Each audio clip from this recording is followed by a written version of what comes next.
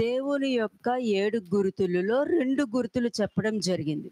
Out of the 7 marks of the Lord, it's spoken about the 2 marks of God.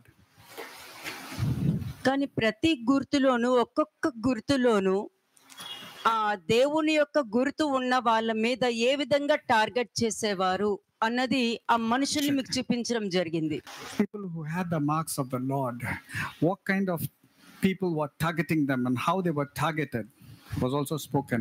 ఆ మనుషులు ఎవరు? జీవ గ్రంథము ఆ మనిషికి ఏమని పేరు పెట్టింది? పాపిష్ఠులైన మనుషులు అని పేరు పెట్టింది.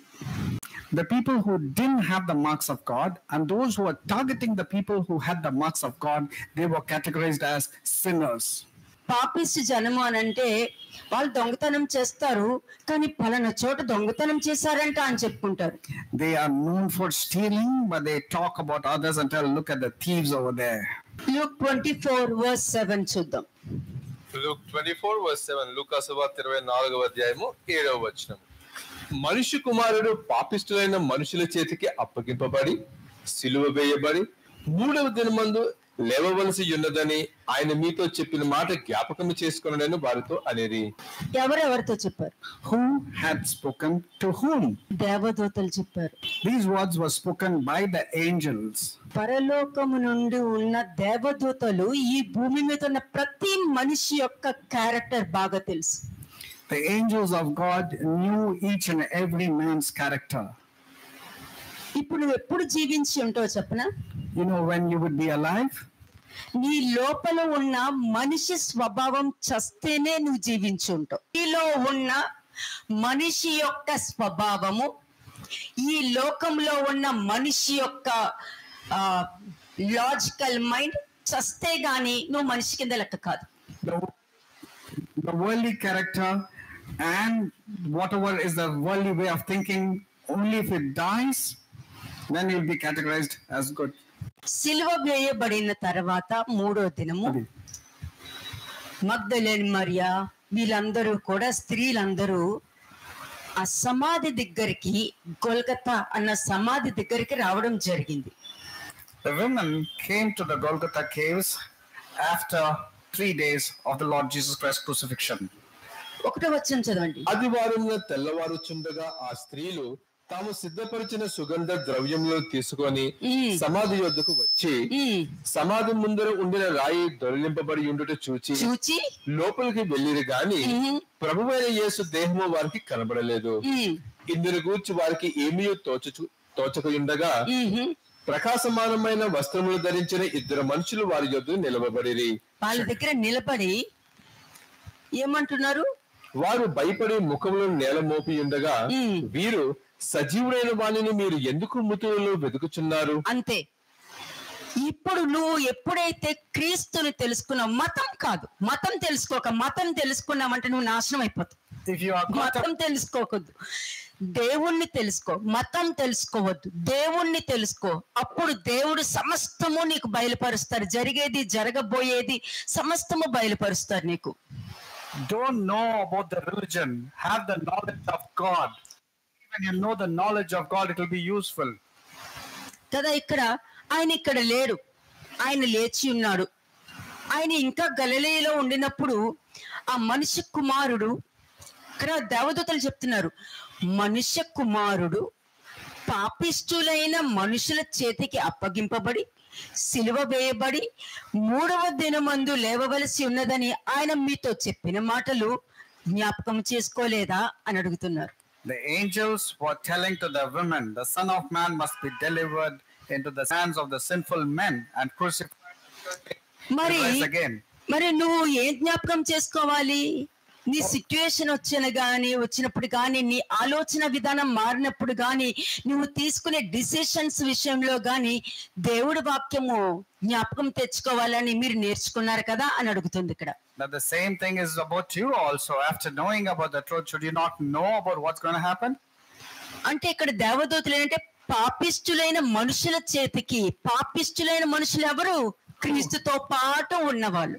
Who are the sinful men? These are the people who are having that journey with Lord Jesus Christ. క్రీస్తుతో పాటు ఉన్నవారు, డైరెక్ట్ గా అద్భుత కార్యాలు చూసిన వాళ్ళు, డైరెక్ట్ గా దైవ కుమారుడని నిజమని వాళ్ళకి లోపల తెలుసు, కానీ బయట మాత్రం ఒక మనిషిని చూసినట్టు చూసేవారు. These were the people who had long and close association with Lord Jesus Christ. They just saw Jesus as a son of man. ఏదైనా సరే నువ్వు చూసే దాన్ని బట్టి ఉంటది.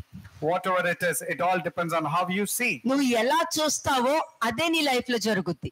The way you see, that's what will happen in your life. నువ్వు ఏ విధంగా విత్తుతావో అదే విధంగా నువ్వు కొయ్యాల్సి వస్తది. The way you sow, same things you shall reap. అంతే, ప్రతిదీ అంతే. నువ్వు ఏది విత్తుతావో, నీ అండర్స్టాండింగ్ విత్తుతావో అదే నువ్వు కొయ్యి. Whatever you sow in your understanding, same thing you have to reap. విత్తడం చాలా సులభం, కొయ్యడం భయంకరమైన నరకం. Sowing is very easy, but reaping is a horrible thing that you have to face. మరి పాపిష్టి జనము అని చెప్పి దేవదూతలు ఎందుకు మాట్లాడినారు? Why do the angels categorize these people as sinful men? అంటే దేవుడని తెలుసు కూడా ఆయన దేవుడిగా గణపరచకుండా ఒక మనిషిని ట్రీట్ చేసినట్టు, ఒక దుర్మార్గుడి కింద క్రియేట్ చేసి ఆయన పాపం చేసిన వాడిలాగా క్రియేట్ చేసి చూపించినారు అక్కడ. Though he was a son of God, they treated him just as a mere person and ill-treated Jesus Christ. అంటే వాళ్ళు ఏమంటారు, ఈవిల్ పీపుల్, ఈవిల్ థింకింగ్ ఉంటది కాబట్టి వాళ్ళకి. These men are sinners because their thinking is always evil. మరి క్రీస్తుని పట్టించింది ఎవరు? Who are the one who betrayed and handed over Jesus? ఆయన్ని చంపడానికి చూసింది ఎవరు? Who are the ones who wanted Jesus to die? ఆయన్ని దూషించింది ఎవరు? Who spoke bad about Jesus? ఆయన మీద నింద వేసింది ఎవరు? Who blamed or accused Jesus? ఆయన మాటని పట్టుకొని దాని యొక్క కంటెంట్ ని మార్చింది ఎవరు? Who misrepresented or misinterpreted the words of Jesus Christ? ఎవరు వాళ్ళు? Who are these people? వాళ్ళే పాపిష్టి జనం. These are the sinful men. హిందువులు కాదు, Not the other Muslims religious కాదు, people. Not the other బయట religions. మనుషులు కానే కాదు. It's not them at all. బయట పాపిష్టి జనాంగం ఉండరు.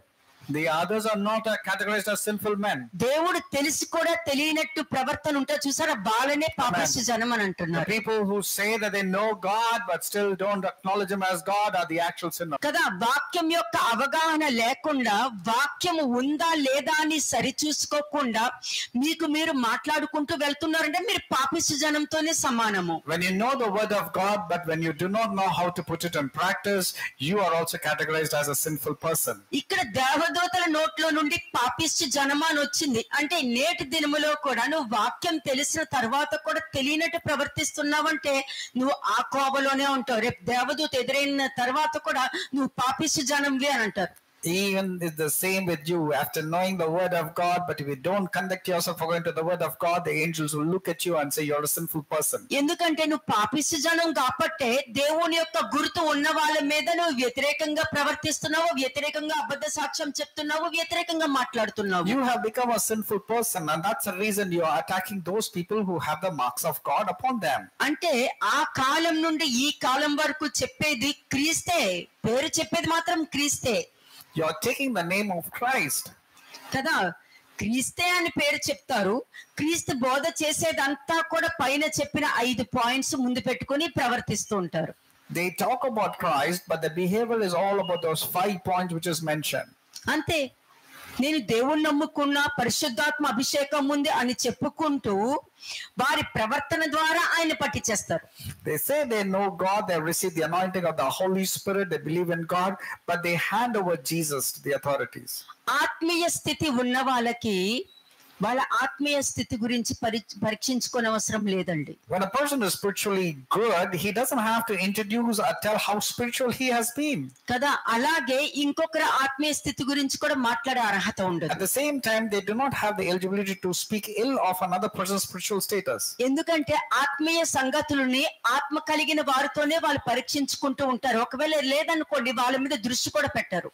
The spiritual person will talk about spiritual related things. If they don't find it in the other person, they don't even focus on that. ఎవరు క్రీస్తుని పట్టించారు? Who handed over or who betrayed యేసుక్రీస్తు Jesus? ప్రభు యొక్క పేరు చెప్పుకుంటూ ఆయన బోధలు చేసుకుంటూ నేను ఆయన్నే నమ్ముతున్నానని చెప్తూ ఆయన్నే సిలువ వేస్తున్నారు. The people who knew Jesus, who are very close to Jesus, are the ones who betrayed and handed over Jesus. అంటే ప్రవర్తన ద్వారా ఆయన్ని పట్టిస్తున్నారు. They handed over Jesus by their behavior. మాటల ద్వారా ఆయన్ని చంపడానికి చూస్తున్నారు. With their words, they wanted to kill Jesus.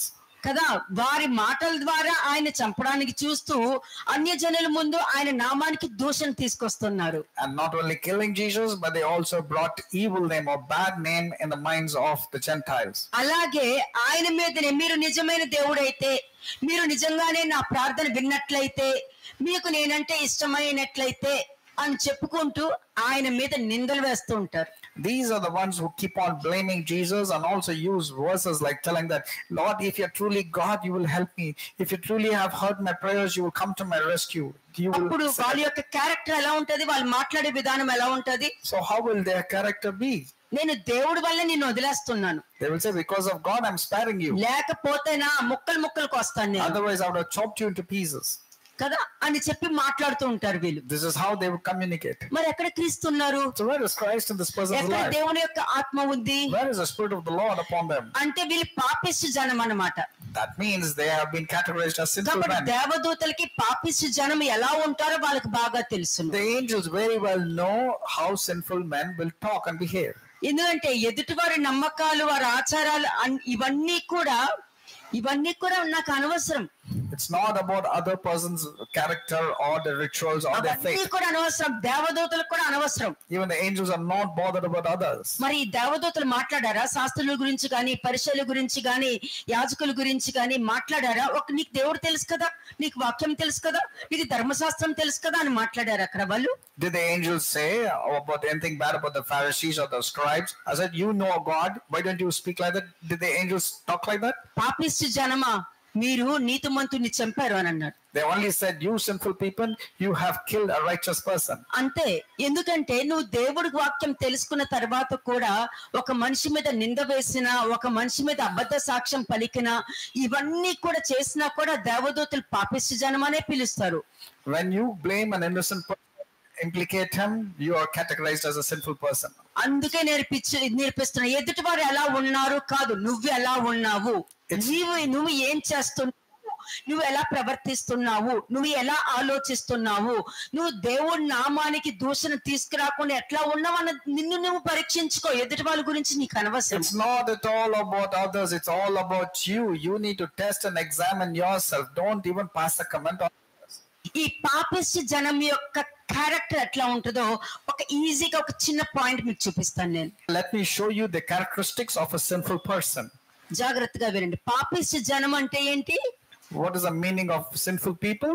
పాపిష్టి జనము అంటే, ఇప్పుడు ఫర్ ఎగ్జాంపుల్ మీ ప్లేస్ లో నేను ఉన్నాను అనుకుందాము. And if I were in your place, కదా, నీ కంటి చూపుతో చూసినా కూడా మైండ్ యువర్ ఓన్ బిజినెస్ అని పక్కన పెడతా. even if I see it right, I will not say it's, I will only say none of my business. I will not interfere. నాకు తెలియదు, నేను చూడలేదు. Because whatever I see may not be right. నేను వినలేదు. Because I didn't hear it. నాకు తెలియదు. I don't know. ఒక విన్నా కూడా నాకు అనవసరం అది. Even if I hear, I see, it doesn't matter to me. అంటే నేను పాపిష్టి జనము కాదు కాబట్టే నా ఆలోచన విధానం మారింది. Since I'm not a sinful person, my way of thinking has changed. ఎందుకంటే నా ప్రవర్తన ద్వారా నేను దేవుడి నామానికి దూషణ తీసుకురాను. I should not bring blasphemy to the name of God because of my wrong character. ఎదుటి వాళ్ళు ఎలా తీసుకున్నారో కాదు, నా దేవుడు నా గురించి ఏం ఆలోచిస్తారో అని పట్టుకుంటాను నేను. It's not about what others are thinking about me. It all matters is what is God thinking about me. వాళ్ళు వీళ్ళు ఏమనుకుంటారని చేయను, నా దేవుడు నన్ను ఏమనుకుంటారని చూస్తాను నేను. It's not about impressing and creating an impression on the mind of others. It's all about what God వాళ్ళు is thinking వీళ్ళు about me. చెప్పింది నేను నమ్మను, నా దేవుడు ఏం చెప్తారని ఆలోచిస్తాను. I only believe what God is thinking about me, not what others are thinking about me. Okay, ఒకళ్ళు ఏదైనా తీసుకొచ్చినా కూడా నేనేంటి వాక్యం కూడా ముందు పెట్టుకుని రెండు సరి చేసుకుంటాను. అది నాకు అవసరమైతే తీసుకుంటా, అక్కర్లేదైతే వదిలేస్తా. I will take both sides of the word of God. If it is useful, I will take. If it's not useful, I will not. 99% వదిలేస్తాను నేనైతే. 99% I will leave those things which is not required. ఎందుకంటే నేను దేవుడి మీద depend అవుతాను కానీ మనుషుల మీద, మనిషి ఆలోచన మీద, మనిషి యొక్క హృదయ ఆలోచన మీద, మనిషి యొక్క అండర్స్టాండింగ్ మీద, మనిషి యొక్క రిసీవింగ్ మీద నేను ఆధారపడను. I don't depend upon the thoughts or opinions or what others think towards me. I always depend upon what God is thinking towards me. మీకు ఈజీగా చూపిస్తాను ఇప్పుడు. I will mention it in a simplified way. Okay, Matthew 26:21 కి వెళ్దాం మనం. Matthew 26:21. అంటే పాపిష్టి జనం అవునా కాదా, పాపిష్టి జనం ఎవరు అని చూపిస్తున్నాను. I'm just showing who are these sinful people actually are. అంటే దేవుడు వాక్యం మాట్లాడుతున్నారు. అంటే మీతో కూడా చాలా మంది ఫ్రెండ్స్ మాట్లాడొచ్చు, మదర్స్ మాట్లాడొచ్చు, ప్రాఫిట్స్ మాట్లాడొచ్చు, తర్వాత వైఫ్ అండ్ హస్బెండ్ ఇద్దరు కలిసి వాక్యం మాట్లాడుకోవచ్చు, లేకపోతే ఏ విషయమైనా సరే ఒక ప్రాబ్లం డిస్కస్ చేసుకోవచ్చు, ఏదైనా ఉండనియండి. Anybody could come and communicate to you. It can be a prophet, it can be someone's mother, it can be a person who's religious and spiritual also. వారు భోజనము చేయుచుండగా అందరు చదవండి, చేయుచుండగా ఆయన మీలో ఒకడు నన్ను అప్పగించునని మీతో నిశ్చయంగా చెప్పుచున్నాను నేను. అంటే అక్కడ ఏంటి కాన్వర్సేషన్ జరుగుతుంది. There's a conversation that's taking place. మీ ఇంట్లో కూడా కాన్వర్సేషన్స్ ఏమైనా జరగొచ్చు. Any conversation can take place even in your meetings లో family. అయినా జరగొచ్చు, ఇంట్లో అయినా జరగొచ్చు, నాలుగు గోడల మధ్యలో జరగొచ్చు, నీకుగా జరగొచ్చు, నీ మైండ్ తో జరగొచ్చు, నీ హృదయంతో జరగొచ్చు. Pay attention to this. This conversation can happen in your homely meetings or weekly meetings or at your house, or conversation within yourself. Your own thoughts can communicate to you. It can occur in any place. ఇప్పుడు నేను కూడా నేను ఎలా ఆలోచిస్తానని చూస్తాను. But I'm helping you as to how I will think about this particular scenario. ఇక్కడ క్రీస్తుతో శిష్యులకి conversation జరుగుతుంది. This conversation is between Jesus Christ and the disciples. And what was the conversation? వారి భోజనము చేయుచుండగా ఆయన మీలో ఒకడు నన్ను అప్పగించునని మీతో నిశ్చయముగా చెప్పుచున్నాను అని ఒక conversation. Here the conversation took place and Jesus said, as they were eating, Jesus said, assuredly I say to you, one of you will betray me. 12 మంది ఉన్నారు అక్కడ. There were 12 people. ఓకే, 12 మంది. కానీ మీ ఇంట్లో మీరు నలుగురు ఉండొచ్చు, ఇద్దరు ఉండొచ్చు, ముగ్గురు ఉండొచ్చు. There it was 12 people, but in your house there can be 2 people, 3 people, or maybe ఒక్కరు కూడా ఉండొచ్చు. It can be a single person out కానీ there. మీరేమీ ఒంటరిగా ఉండరు కదా. But you're not alone, isn't there? నీ మైండ్ మాట్లాడుతుంది, Because your own mind నీ keeps హృదయం talking to you. మాట్లాడుతుంది. Your heart speaks to you. కాబట్టి నువ్వు ఎప్పుడు ఒంటరిగా అయితే ఉండవు. Therefore you are not alone at all. ఏమవుతుంది అక్కడ? So what happens there? వారు 22వ వచనం. Verse 22. అందుకు వారు బహు దుఃఖపడి ప్రతివాడును ప్రభువా నేనా అని ఆయనను అడుగుగా, And they were exceedingly sorrowful, and each of them began to say to him, Lord, is it I? ఎన్ని క్లాప్స్ కొట్టని ఆశ్చర్యంగా చూస్తున్నారా? Why are you surprised when I clapped? నాకు ఆశ్చర్యమే. Because it surprises me. అక్కడ ఏమన్నారు? What did they say? ప్రభువా నేనా అని అడుగుతున్నారు. Lord, is it I? అంటే ఆ కాన్వర్సేషన్ లో నువ్వు మాట్లాడే విధానంలో వాక్యం ఉందనుకో, నువ్వు వాక్యం ముందు పెట్టక్కర్లా, నువ్వు సత్యం మాట్లాడితే చాలు. అక్కడ When you speak in a conversation, you don't have to quote the scriptures as far as you speak the truth. అంటే ఇక్కడ వీళ్ళు ఏమన్నారు? What was the reply? ప్రభువా నేనా అని అడిగారు. They said, Lord, is it I? Okay, అంటే ప్రభువా నేనా అంటే వీళ్ళు యేసు క్రీస్తుని ప్రభువుగా అంగీకరించారు కాబట్టి ప్రభువా నేనా అని అడిగారు. They accepted the Lord as the Lord, and that's the reason they said, Lord, is it I? 25వ వచనం చూడు. Now let's go to verse 25. ఆయనను అప్పగించిన యూదా బోధకుడా నేనా అని అడుగగా ఏమన్నాడు? But what is the reply of Judas? ఏ ప్రభువా అని ఎందుకు చెప్పలా? He said, Rabbi, is it I? Why did he not say Jesus as the Lord? ఎందుకు చెప్పలా? చెప్పాలి కదా.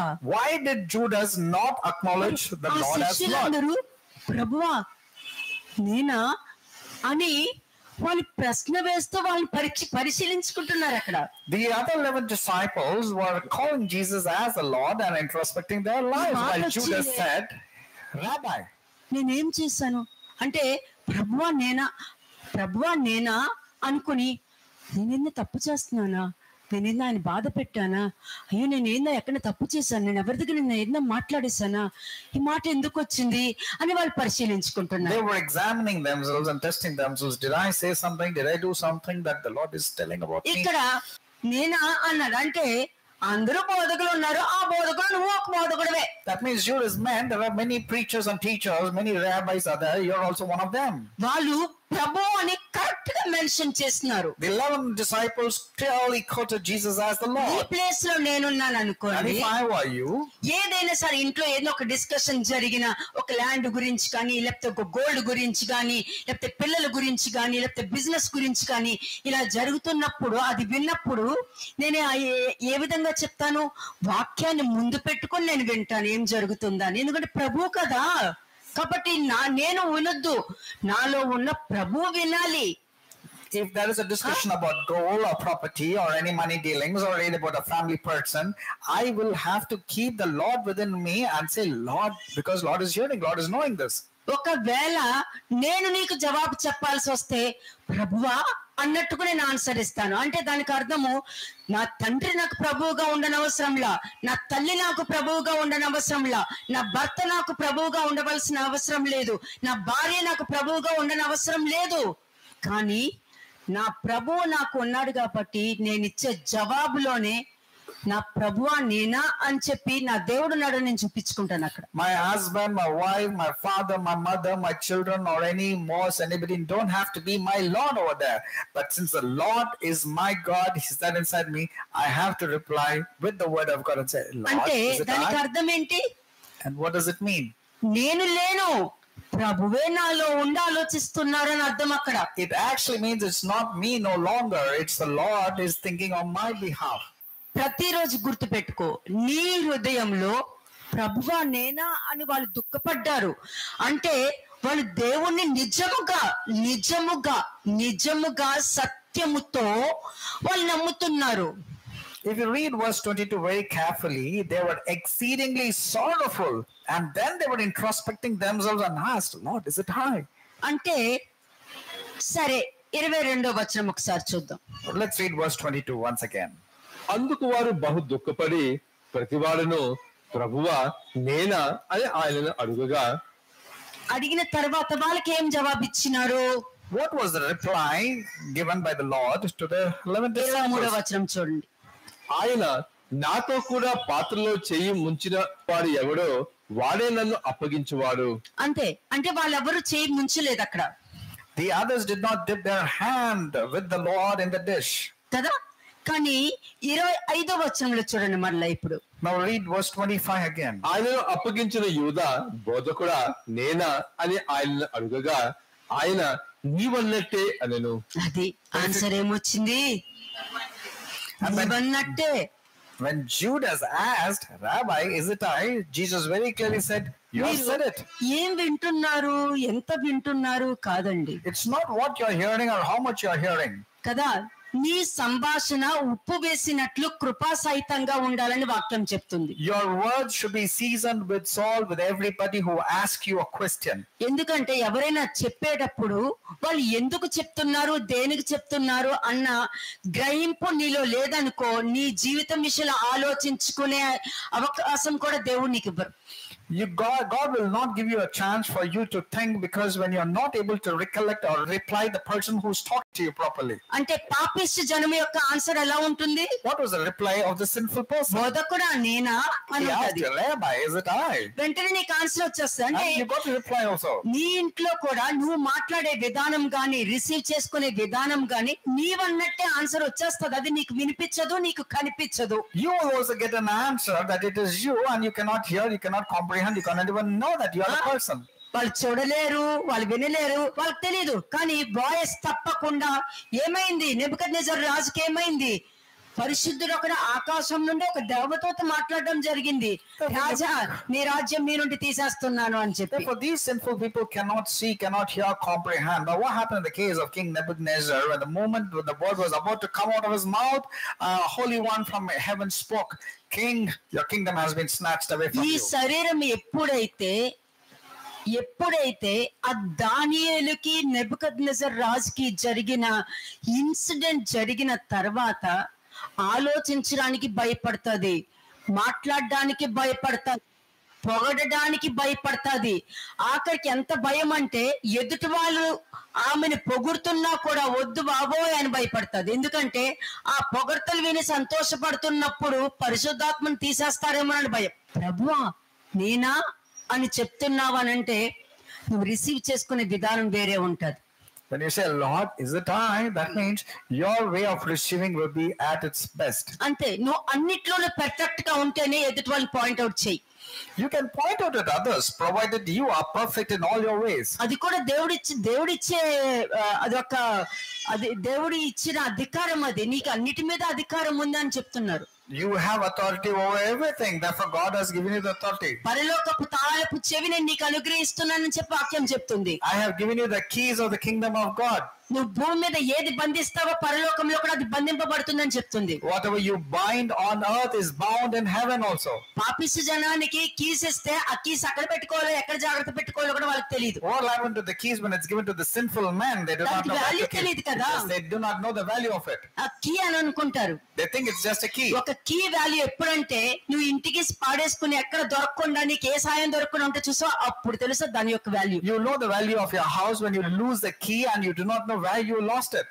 ఎందుకంటే ప్రతిదీ కూడా దేవుడి వాక్యం ఇలాగే నేర్చుకోవాలి. Because this is how you ought to learn the word of God. కదా, అటువంటి ప్రాబ్లం వస్తుందని ముందుగానే నువ్వు జాగ్రత్త పడాలి. కానీ ప్రాబ్లం లో పడిపోయిన తర్వాత, ప్రాబ్లం లో పడ్డావుంటే తప్పక దాని యొక్క శిక్ష అనుభవించాలి. ఎందుకంటే నీకు ముందు చెప్పాక కూడా వెళ్ళి పడ్డావు కాబట్టి మరింత రెండింతలుగా నువ్వు శిక్ష అనుభవించి బయటికి రావాల్సి వస్తుంది. You were forewarned, but still you let loose of yourself going against the words and ordinances of God.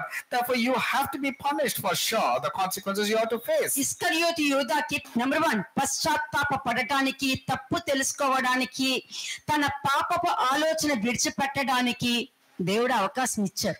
God actually gave a wonderful choice on chance to Judas Iscariot to repent, come out of his sinful thinking and bail himself out. కదా, ఒకటి పశ్చాత్తాప పడడానికి. Number 1, to repent. మళ్ళీ చెప్తున్నా, పశ్చాత్తాప పడడానికి. Number 1, God gave him a chance to repent. తప్పు తెలుసుకోవడానికి. To know his faults. ఏంటి రెండోది? తప్పు తెలుసుకోవడానికి. To know his mistakes or faults. మూడోది ఏంటి? తన పాపపు ఆలోచన విడిచిపెట్టడానికి. To let go of his sinful or wicked thinking. దేవుడు అవకాశం ఇచ్చారు.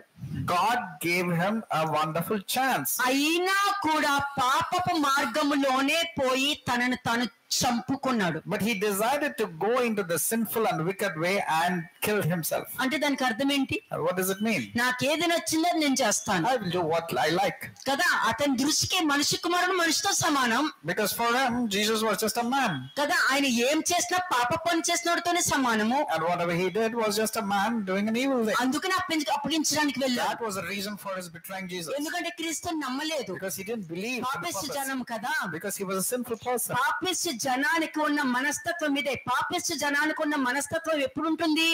క్రీస్తుని ఒక దుర్మార్గుడిగా ఆలోచిస్తేనే వీడు చాలా మంచోడుగా కనబడతాడు. And the sinful people want to portray Jesus as a villain, and that's the reason they want to project themselves as very good people and righteous people. కదా, ఇక్కడేమో అన్య జనుల గురించి మాట్లాడిన అవసరం లేదు. It's not at all about the Gentiles or other religions. గురించి మాట్లాడిన అవసరం లేదు. It's not about other religions at all. వాళ్ళు ఏం చేస్తున్నారో మాట్లాడిన అవసరం లేదు. We don't have to know what they're doing or కదా, thinking. క్రైస్తవులకి కావాల్సింది నాయకుడికి కాదు, క్రీస్తు అన్న రాజు కావాలి. Christians don't require a leader, they require Jesus to be their king. కానీ ఇస్కరియోతు యూదా తన్ను తానే చంపుకున్నాడు. Judas Iscariot killed himself.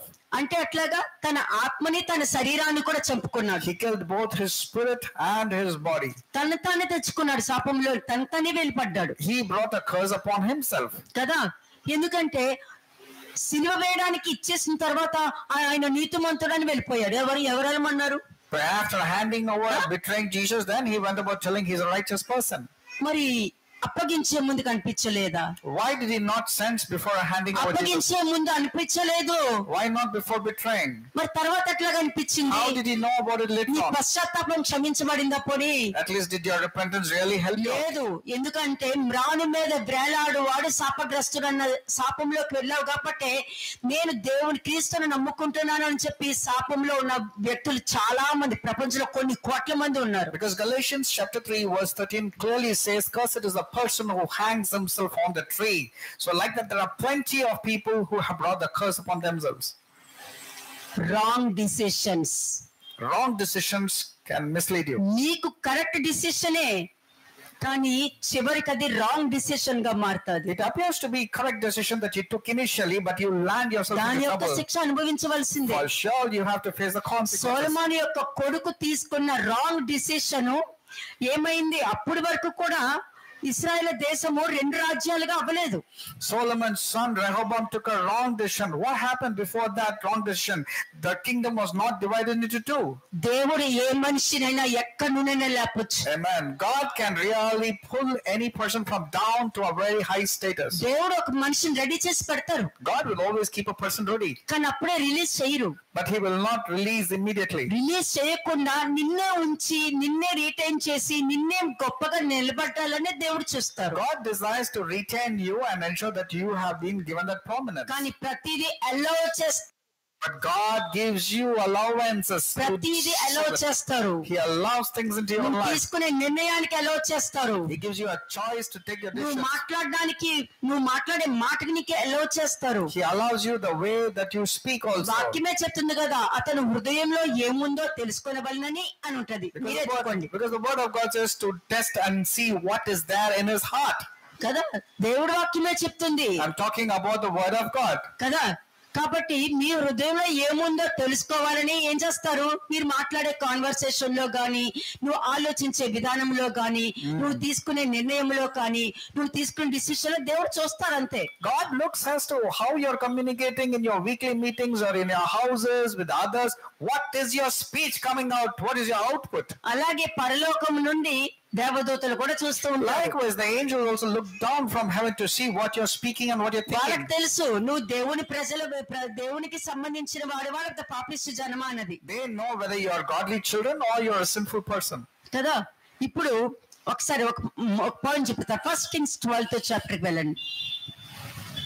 1 Kings chapter 12 మొదటి రాజుల గ్రంథము 12వ అధ్యాయము 6వ వచనము. 6వ వచనం. 1 Kings chapter 12 verse 6.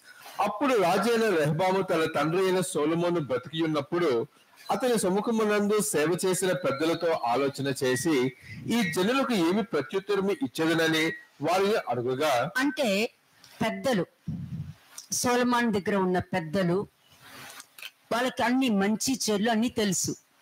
రాజ్యంలో ఏం జరుగుతుంది, అక్కడ ఏమవుతుంది, ఎట్లా ఉండాలన్నీ వాళ్ళకి తెలుసు. కాబట్టి వాళ్ళని పిలిచి జరపం అడుగుతాడు.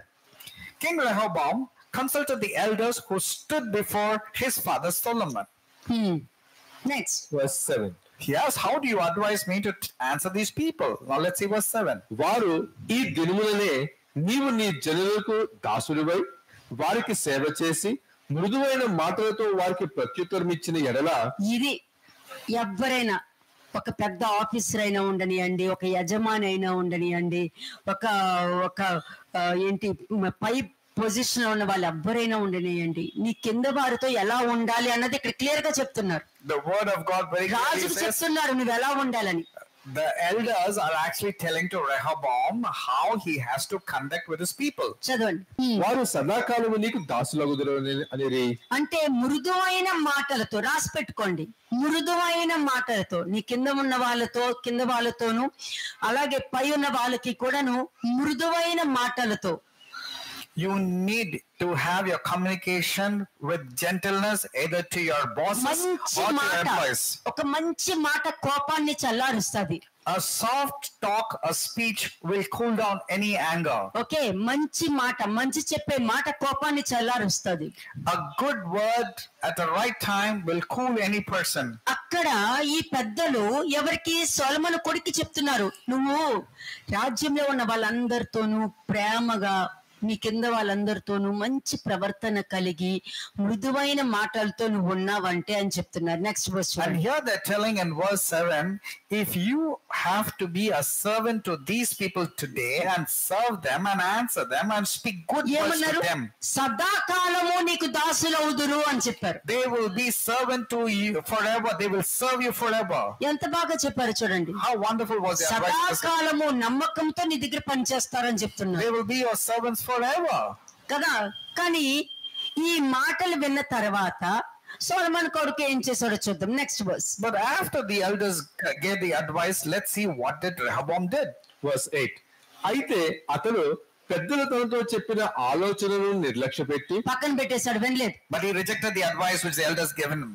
తనతో కూడా పెరిగిన యవ్వనులను పిలిచి ఆలోచనను అడిగి వారికి ఇలాగ ప్రశ్న వేశాను. నీతో పాటు ఉన్న స్నేహితులు, అతనితో పాటు ఉన్న స్నేహితులు, వాళ్ళకి ఏం తెలుసు? వాళ్ళకి రాజ్యం గురించి ఏం తెలుసు, మంచి గురించి ఏం తెలుసు, చెడు గురించి ఏం తెలుసు, లోకంలో ఉన్న వాళ్ళకి దేవుడి యొక్క శక్తి గురించి ఏం తెలుసు, ఆయన ఏం చేయగలగడో వాళ్ళకేం తెలుసు, ఆయన యొక్క మనస్తత్వం గురించి, ఆయన స్వభావం గురించి బయట వాళ్ళకి ఏం తెలుసు? How do outsiders, including your friends, your peers, your colleagues, how do they know about the power of God? This person also went and consulted the youth, his friends. What has to be done? ఎవరు అడ్వైజులు తీసుకున్నారు? And whose advice prevailed? పెద్దవాళ్ళ అడ్వైజులు తీసుకోలా. He didn't take the advice of the elders. Friends advice తీసుకున్నాడు అతను. He took the advice of his friends. వాళ్ళు ఇచ్చిన advice చూడండి, next verse. Now look at their advice. What advice they had given? Verse 9.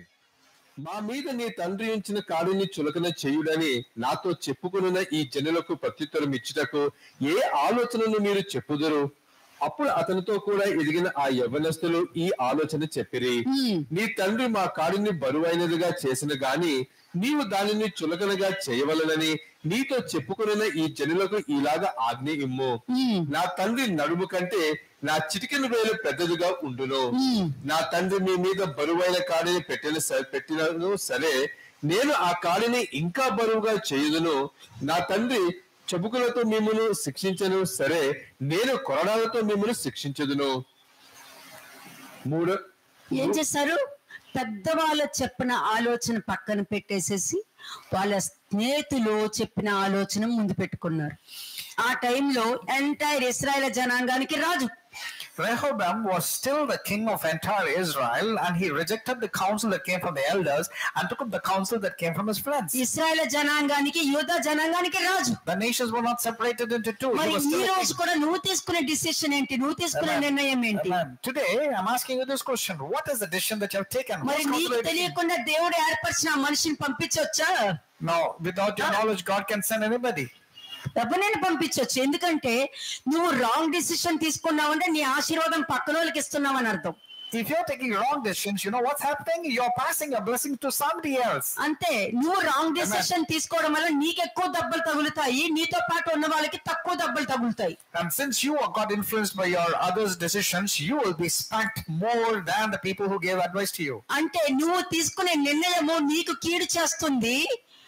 Okay, నీకు advice ఇచ్చిన వాళ్ళకి మాత్రం మంచి జరుగుతుంది. The advice given by you, the advice given to you, those people, good things will happen to them, but the advice given to you, bad things will happen to you. నేను అతని place లో ఉంటే ఏం చేస్తాను చెప్పనా? Shall I tell you what? If I were Rehoboam, ఇద్దరివి తీసుకుంటా, I will take into consideration రెండు both of ముందు them. పెడతా. I will keep both in front of me. ఏది సమాధానంగా ఉంది, ఏది మంచిది అన్నది నేను చూసుకుంటా. I will see which is actually giving me peace and which is actually right. మృదువుగా మాట వినడం మంచి, మృదువుగా పలికిన మాటలతో వాళ్ళని ప్రేమగా చూసుకోవడం మంచిగా ఉంటుందా, లేకపోతే వాళ్ళని కష్టపెట్టి నోటుకొచ్చినట్టు మాట్లాడి వాళ్ళని బాధ పెట్టి దుఃఖ పెట్టి చూసుకోవడం బాగుంటుందా? ఏది బాగుంటుంది? Which one will be good? I will start thinking, if my soft answer, speaking kind words, will that be good? Or my words of authority and arrogance and pride and rude words, which one will be good? నేనైతే సమాధానంగా మాట్లాడేది I prefer to take reconciled words and speak softly to others. ఎందుకంటే కోపంలో ఎన్నో పాపాలు చేయొచ్చు. Because in your anger, your words are not controlled. కదా, కాబట్టి ప్రతిదీ కూడా ఒకరు చెప్పినప్పుడు అది వినాలి. Therefore, if somebody is advising you, you need to take it seriously. ఏమైంది ఇతను తీసుకునే నిర్ణయము? So what happened to the decision of Rehoboam? ఇతని కన్నా ముందు దేవుడు రెడీ చేసిన ఒక వ్యక్తి రెడీ అయిపోయాడు. దేనికి? ఇశ్రాయేల్ జనాంగానికి రాజు అయిపోయాడు. వీడు యూదా జనాంగానికి, అంటే రాజ్యం రెండు కింద చీలిపోయింది. దానికి కారణము సొలొమోను కొడుకు తీసుకున్న నిర్ణయం. ఈ రోజు యూత్ అందరితో చెప్తున్నా, నువ్వు తీసుకునే నిర్ణయం ఏంటి? నువ్వు తీసుకునే నిర్ణయం ఏంటి? అనుభవ జ్ఞానంతో తెలుసుకోవాలంటే చెక్ చేసుకోండి. The wrong decision taken by Rehoboam made the kingdom be split into two, and God has already foreordained Jeroboam to be the king of Israel, and he became the king of Judah. To all the youth, I'm asking you the same question. What is your decision? What are you taking? అలాగే first Kings 11th chapter కి వెళ్ళండి. మొదటి రాజుల గ్రంథము 11వ అధ్యాయము 29th verse చదవండి. verse 29, 29వ వచనం. అంతటా యెరొబాము యెరూషలేము నుండి బయలు వెళ్ళిపోగా షీలోనీయుడును ప్రవక్తయునగు అహీయా అతనిని ప్రవక్త వెళ్ళి కలిశాడు అతన్ని. The prophet Ahijah went and met Jeroboam. మార్గమందు కనుగొనెను. ఎవరు? ఇతను ఇంకా రాజు అవ్వలేదు, కానీ దేవుడు మాత్రం ఆ వ్యక్తిని రెడీ పెట్టుకుని కూర్చున్నారు. Jeroboam has ఒకవేళ సొలొమోను కొడుకు మాట వినకపోతే ఇతన్ని రాజు చేసేస్తాను అని రెడీ అయిపోయారు. ఎటువంటి రాజు? 11 గోత్రాలు అతనికి ఇచ్చి ఒక్క గోత్రం మాత్రమే సొలొమోను కొడుకు ఇవ్వడం జరిగింది.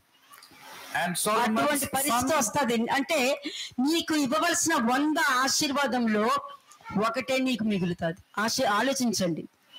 And the blessings that was supposed to be meant for you, you will get just a bit out of it, but the random thing will go to other people. చదవండి. అహియా కొత్త వస్త్రం ధరించుకొని ఉండెను, వారిద్దరు తప్ప పొలములో మరి ఎవరు లేరు. అంతటా అహియా తాను ధరించుకొని ఉన్న కొత్త వస్త్రమును పట్టుకొని 12 తుణుకులుగా చింపి 12 ముక్కలు చింపాడంట. యెరుబాముతో ఇట్లా నేను ఈ 10 తుణుకులను నీవు తీసుకొనుము. ఇశ్రాయేలు దేవుడైన యెహోవా సెలవిచ్చినదేమనగా, జనులు నన్ను విడిచిపెట్టి అష్టరోతు అను సీదోనీయుల దేవతకును, కేమోషు అను మోయబీయుల దేవతకును, మిల్కోము అను అమ్మోనీయుల దేవతకును మ్రొక్కి సొలొమోను తండ్రి అయిన దావీదు చేసినట్టు నా దృష్టికి యోగ్యమైనది దాన్ని చెప్తున్నారు. ఏమని చెప్తున్నారు? What is the prophet saying? దావీదు చేసినట్టు చేయలేదు, ఇతను చాలా పెద్ద తప్పులు చేసుకుంటూ వెళ్ళాడు అని అక్కడ చెప్తున్నాడు. అంటే జరిగింది ఉన్నదన్నట్టు అక్కడ చెప్తున్నాడు. And he was talking about the way David had conducted, but the children are not conducting themselves very well. చెప్తున్నాడు. అక్కడ యెరోబాముతో అంటున్నాడు, సొలొమోను సరిగా చేయలేదు, నేను ఏమొద్దన్నానో అది చేసుకుంటూ వెళ్ళాడు. ఆలోచించండి. ఎందుకంటే మీరందరూ కూడా వాక్యం వింటున్నారు, దేవుడు ఏది చెప్తున్నారో అది పక్కన పెట్టి నీకు నచ్చినట్టు చేసుకుంటూ వెళ్తున్నావు అంటే ఈ వాక్యం కరెక్ట్ గా సరిపోతుంది మీకు. And if you are rejecting and neglecting the word and the instruction that's coming to you, that means you are also behaving like Rehoboam. ఆలోచించండి, మీరు ఏం డెసిషన్ తీసుకుంటున్నారు, ఏ విధంగా ఆలోచిస్తున్నావు. ఇక్కడ ప్రవక్త మాట్లాడుతున్నారు అక్కడికి వచ్చి. Here the prophet is actually talking to Jeroboam, telling about నా మాట వినలేదు, నా ఆజ్ఞలు పాటించలేదు, నేను చెప్పినట్టు వాళ్ళు ప్రవర్తించలేదు అని చెప్తున్నాడు. ఇక్కడ ప్రవక్త దేవుడు చెప్పింది అక్కడ చెప్తున్నారు. The prophet was speaking the heart of God and telling to Jeroboam about how Solomon and his son did not conduct themselves very well. కాబట్టి నేను ఆ రాజ్యాన్ని తీసేసి నీకు 10 గోత్రాలు ఇవ్వాలనుకుంటున్నాను అని. And therefore the prophet was telling to Jeroboam, I'm going to snatch away the 10 tribes and give it to you. ఆ టైంలో మనష్షే గోత్రము ఇంకా కనెక్ట్ అవ్వలేదు. Because the tribe of Manasseh was not yet connected. ఆ యూదా గోత్రంలోనే ఈ గోత్రం కనెక్ట్ అయి ఉంది, కానీ ఒక గోత్రంగానే కనిపించింది ఆ టైంలో. It was inside the tribe of Judah, so it was one. కానీ దేవుడు ప్రతి చోట క్లియర్ గా ఉంటారండి. The Lord God is very clear in what is happening. కదా? ఏమని చెప్పారు అక్కడ? What was spoken there? ఏమనంటే, ఇదిగో సొలొమోను కరెక్ట్ గా ఏం మాట, నేను చెప్పిన మాట వినలా, తన సొంత ఆలోచనతో చేసుకుంటూ వెళ్ళిపోయాడు. ఆ రాజ్యంలో ఉన్న ప్రజలందరూ పాపం చేయడి కారకులు అయ్యాడు. కాబట్టి ఇదిగో దేవుడు చెప్తున్నారు 10 గోత్రాలు నీకు ఇస్తారంట. The prophet was speaking the heart of God, and he was telling to Jeroboam, see, the Lord God is very grieved by what Rehoboam or Solomon has done. Therefore 10 tribes will be given to you. అని చెప్పి 34th verse చూడండి. 34వ వచనం. రాజ్యము వాని చేతిలో నుండి బొత్తిగా తీసివేయక నేను కోరుకునే నా సేవకుడైన దావీదు నా ఆజ్ఞలను అనుసరించి నా కట్టడలను ఆచరించిన కనుక, నా కట్టడలు ఆచరించిన అంటే నీ ప్లేస్ లో నేనుంటే, దావీదు ఇంత బ్లెస్ అవ్వడానికి కారణము దేవుడి దృష్టికి అనుకూలంగా ఉన్నాడు, దేవుడి దృష్టికి అనుకూలంగా ఆలోచించాడు. Then I will collect my mind and say the reason for David's blessing is because he was following God's instructions sincerely. కాబట్టి అందుకనే అక్కడ చెప్తున్నారు దావీదు ఇలా ఉన్నాడు, రేపు చెప్పొచ్చు, దేవుడు చెప్పొచ్చు, వీళ్ళు చక్కగా ఇట్లా ఉన్నారు, వీళ్ళు వాక్యం విన్నారు, వాక్యానుసారంగా ఉన్నారు, కానీ వీళ్ళు ఇలా లేరు అని చెప్పి మీ దగ్గరికి వచ్చి చెప్పొచ్చు. They can also come and talk to you like this. These people did not obey the word of God. అక్కడ ఏమన్నారు తెలుసా? నా కట్టడలు ఆచరించెను కనుక దావీదుని జ్ఞాపకం చేసుకొని అతని దినములన్నీ అతనిని అధికారిగా ఉండనిత్తును అనుంది. And because of my servant David, whom I chose, because he kept my commandments and statutes, I will give him just that one tribe.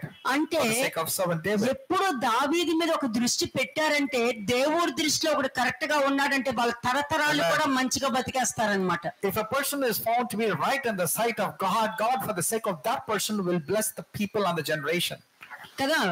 36వ వచనం చూడండి. Verse 36. నా నామమును అక్కడ ఉంచుటకు నేను కోరుకున్న పట్టణమైన యెరూషలేములో నా ఎదుట ఒక దీపము నా సేవకుడైన దావీదుకు ఎల్లప్పుడూ ఉంటున్నట్లు అతని కుమారునికి ఒక గోత్రం ఇచ్చేదను. క్లారిటీ. ఆ దేవదూత చెప్పింది చూసారా? దేవదూత ఏమన్నారు? ఏంటో వెతుకుతున్నారు? మనిషి కుమారుడు లెగిసినారు, పాపిష్ట జనము చేతికి వెళ్లి సిలువ మరణం వేసి ఆయన 3వ దినం లెగుస్తానని మీతో చెప్పినది మీకు జ్ఞాపకం లేదా అని ఎంత క్లియర్ గా చెప్పారు. అలాగే ప్రవక్త కూడా ఎలా చెప్తున్నాడు చూడండి ఇక్కడ. The angels were clearly telling to the women, what did not Lord tell you that he will be handed over to the sinful people and he will rise again the third day? Same here the prophet also is telling here. ఏమని చెప్తున్నారు? సొలొమోన్ మాట వినలేదు. Solomon disobeyed God. Solomon correct గా మాట వినలేదు. Solomon did not listen to the word of God. నేను ఏ వాక్యం చెప్పానో దానికి వ్యతిరేకంగానే చేసుకుంటూ వెళ్ళాడు. Solomon did everything contrary to the instructions. కానీ ఆలోచించు, దావీదు అలా చేయలేదు. But David was not like that. నాకు ఇష్టంగా జీవించాడు. David was living a life which was నా pleasing God. దృష్టికి అనుకూలంగా ఉన్నాడు. And David was absolutely right in the sight of అందుకే God. అతనున్న దినములన్నీ కూడా అతను అధికారిగా పెట్టాను. ఆ మంచి స్థాయిలో అతను ఉంచాను నేను. That's the reason David was kept in that wonderful place, because of his obedience. కాబట్టి దావీదు కోసము నేను ఒక గోత్రం ఇస్తున్నాను. నేను నీకు 10 గోత్రాలు ఇవ్వాలని నేను అనుకుంటున్నా. And for the sake of David, I want to give one kingdom to the other person, but I want to give you 10 kingdoms. అని చెప్పి అక్కడ ఏమంటున్నారు? 37th verse. Verse 37. Now read verse 37 carefully. నేను నిన్ను అంగీకరించినందున నీ కోరిక అంతటి చొప్పున నీవు ఏలబడి చేయుచు ఇశ్రాయేలు వారి మీద రాజువై ఉందువు. అంటే నేను నిన్ను ఏర్పరచుకున్నా కాబట్టి నీ కోరిక చొప్పున ఉండు. Therefore I have ordained you, so you be reigning over your heart desires. నువ్వు రాజుగా ఉండు, వాళ్ళకి You be a king to them. నీకు ఎట్లా ఉండాలి అలా ఉండు You be the way you want to be. అని చెప్పి నెక్స్ట్ వర్స్ చూడు. Verse 38. నేను నీకు ఆజ్ఞాపించిన అంతయు నీవు విని నా మార్గములను అనుసరించి అంటే నడుచుచు నీ ఇష్టంగా నువ్వు జీవించు, నేనేమి అడ్డుపడను, నీకెలా కావాలో ఉండు, కానీ నేను నీకు ఏం చెప్తానో అది నువ్వు చేస్తూ ఉండాలి. నీ ఇష్టంగా నువ్వు ఉండు, కానీ నాకేం కావాలో చెప్తానో అది నువ్వు చెయ్యాలి. Here were the two clear instructions the Lord was telling. Rehoboam, the prophet was speaking to Jeroboam. I will let you have all your heart desires to be fulfilled, but you take heed that whatever I command, you walk in my ways and do what is right in my sight. It was a very clear instruction. నీ place లో నేనుంటే ఏం చేస్తాను? What will I do if I you? దావీదు బ్రతుకున్నాళ్ళు మంచి అధికారంతో మంచి స్థాయిలో మంచి స్థితిలో ఉన్నాడు అని అంటే దేవుడికి ఇష్టంగా జీవించాడు కాబట్టి అదొక్కడే పట్టుకుంటా, మిగతావన్నీ నాకు అనవసరం. I will remember only one thing. David was kept in such a wonderful place because he was pleasing God. Therefore, I also have to be like them, like him. కాబట్టి ఎవరైనా ఏదైనా అబద్ధ సాక్ష్యాలు చెప్పుకొని Let others speak false witnesses about me. Let them curse me. నా దేవుడు చూడని, Let my God see me. నా మీద నా దేవుడు కనికరం రాని. Who knows? Perhaps God will show mercy upon me. నా దేవుడు నాకు అనవసరం. I have my God, so I don't have to be అలా bothered. నేను ఉన్నప్పుడు ఎవరైనా నాకు వ్యతిరేకంగా ఆలోచిస్తున్నారంటే వాళ్ళ ఆలోచన వ్యర్థమవును కాక నేను పలుకుతా జరుగుతుంది. And if I've been doing like that, then if I say let their counsel be nullified, for sure God will help me. అంటే ఏ స్థలానికి వెళ్ళినా నాకు కావలసిన అవసరతలన్నీ కూడా దేవుడు So దయచేస్తాడు. whichever place I go, God will fulfill all my needs, whatever I require. ఏదైనా ఉండని, Let it be anything. నాకు ఇంతకే స్థలం కావాలంటే నాకు అంతకే దొరుకుతుంది. If I say I want so much of place, and I get only that particular piece of land. ఎందుకంటే దావీదుకి అలా జరిగింది. That's what happened for David. అదే జరిగింది.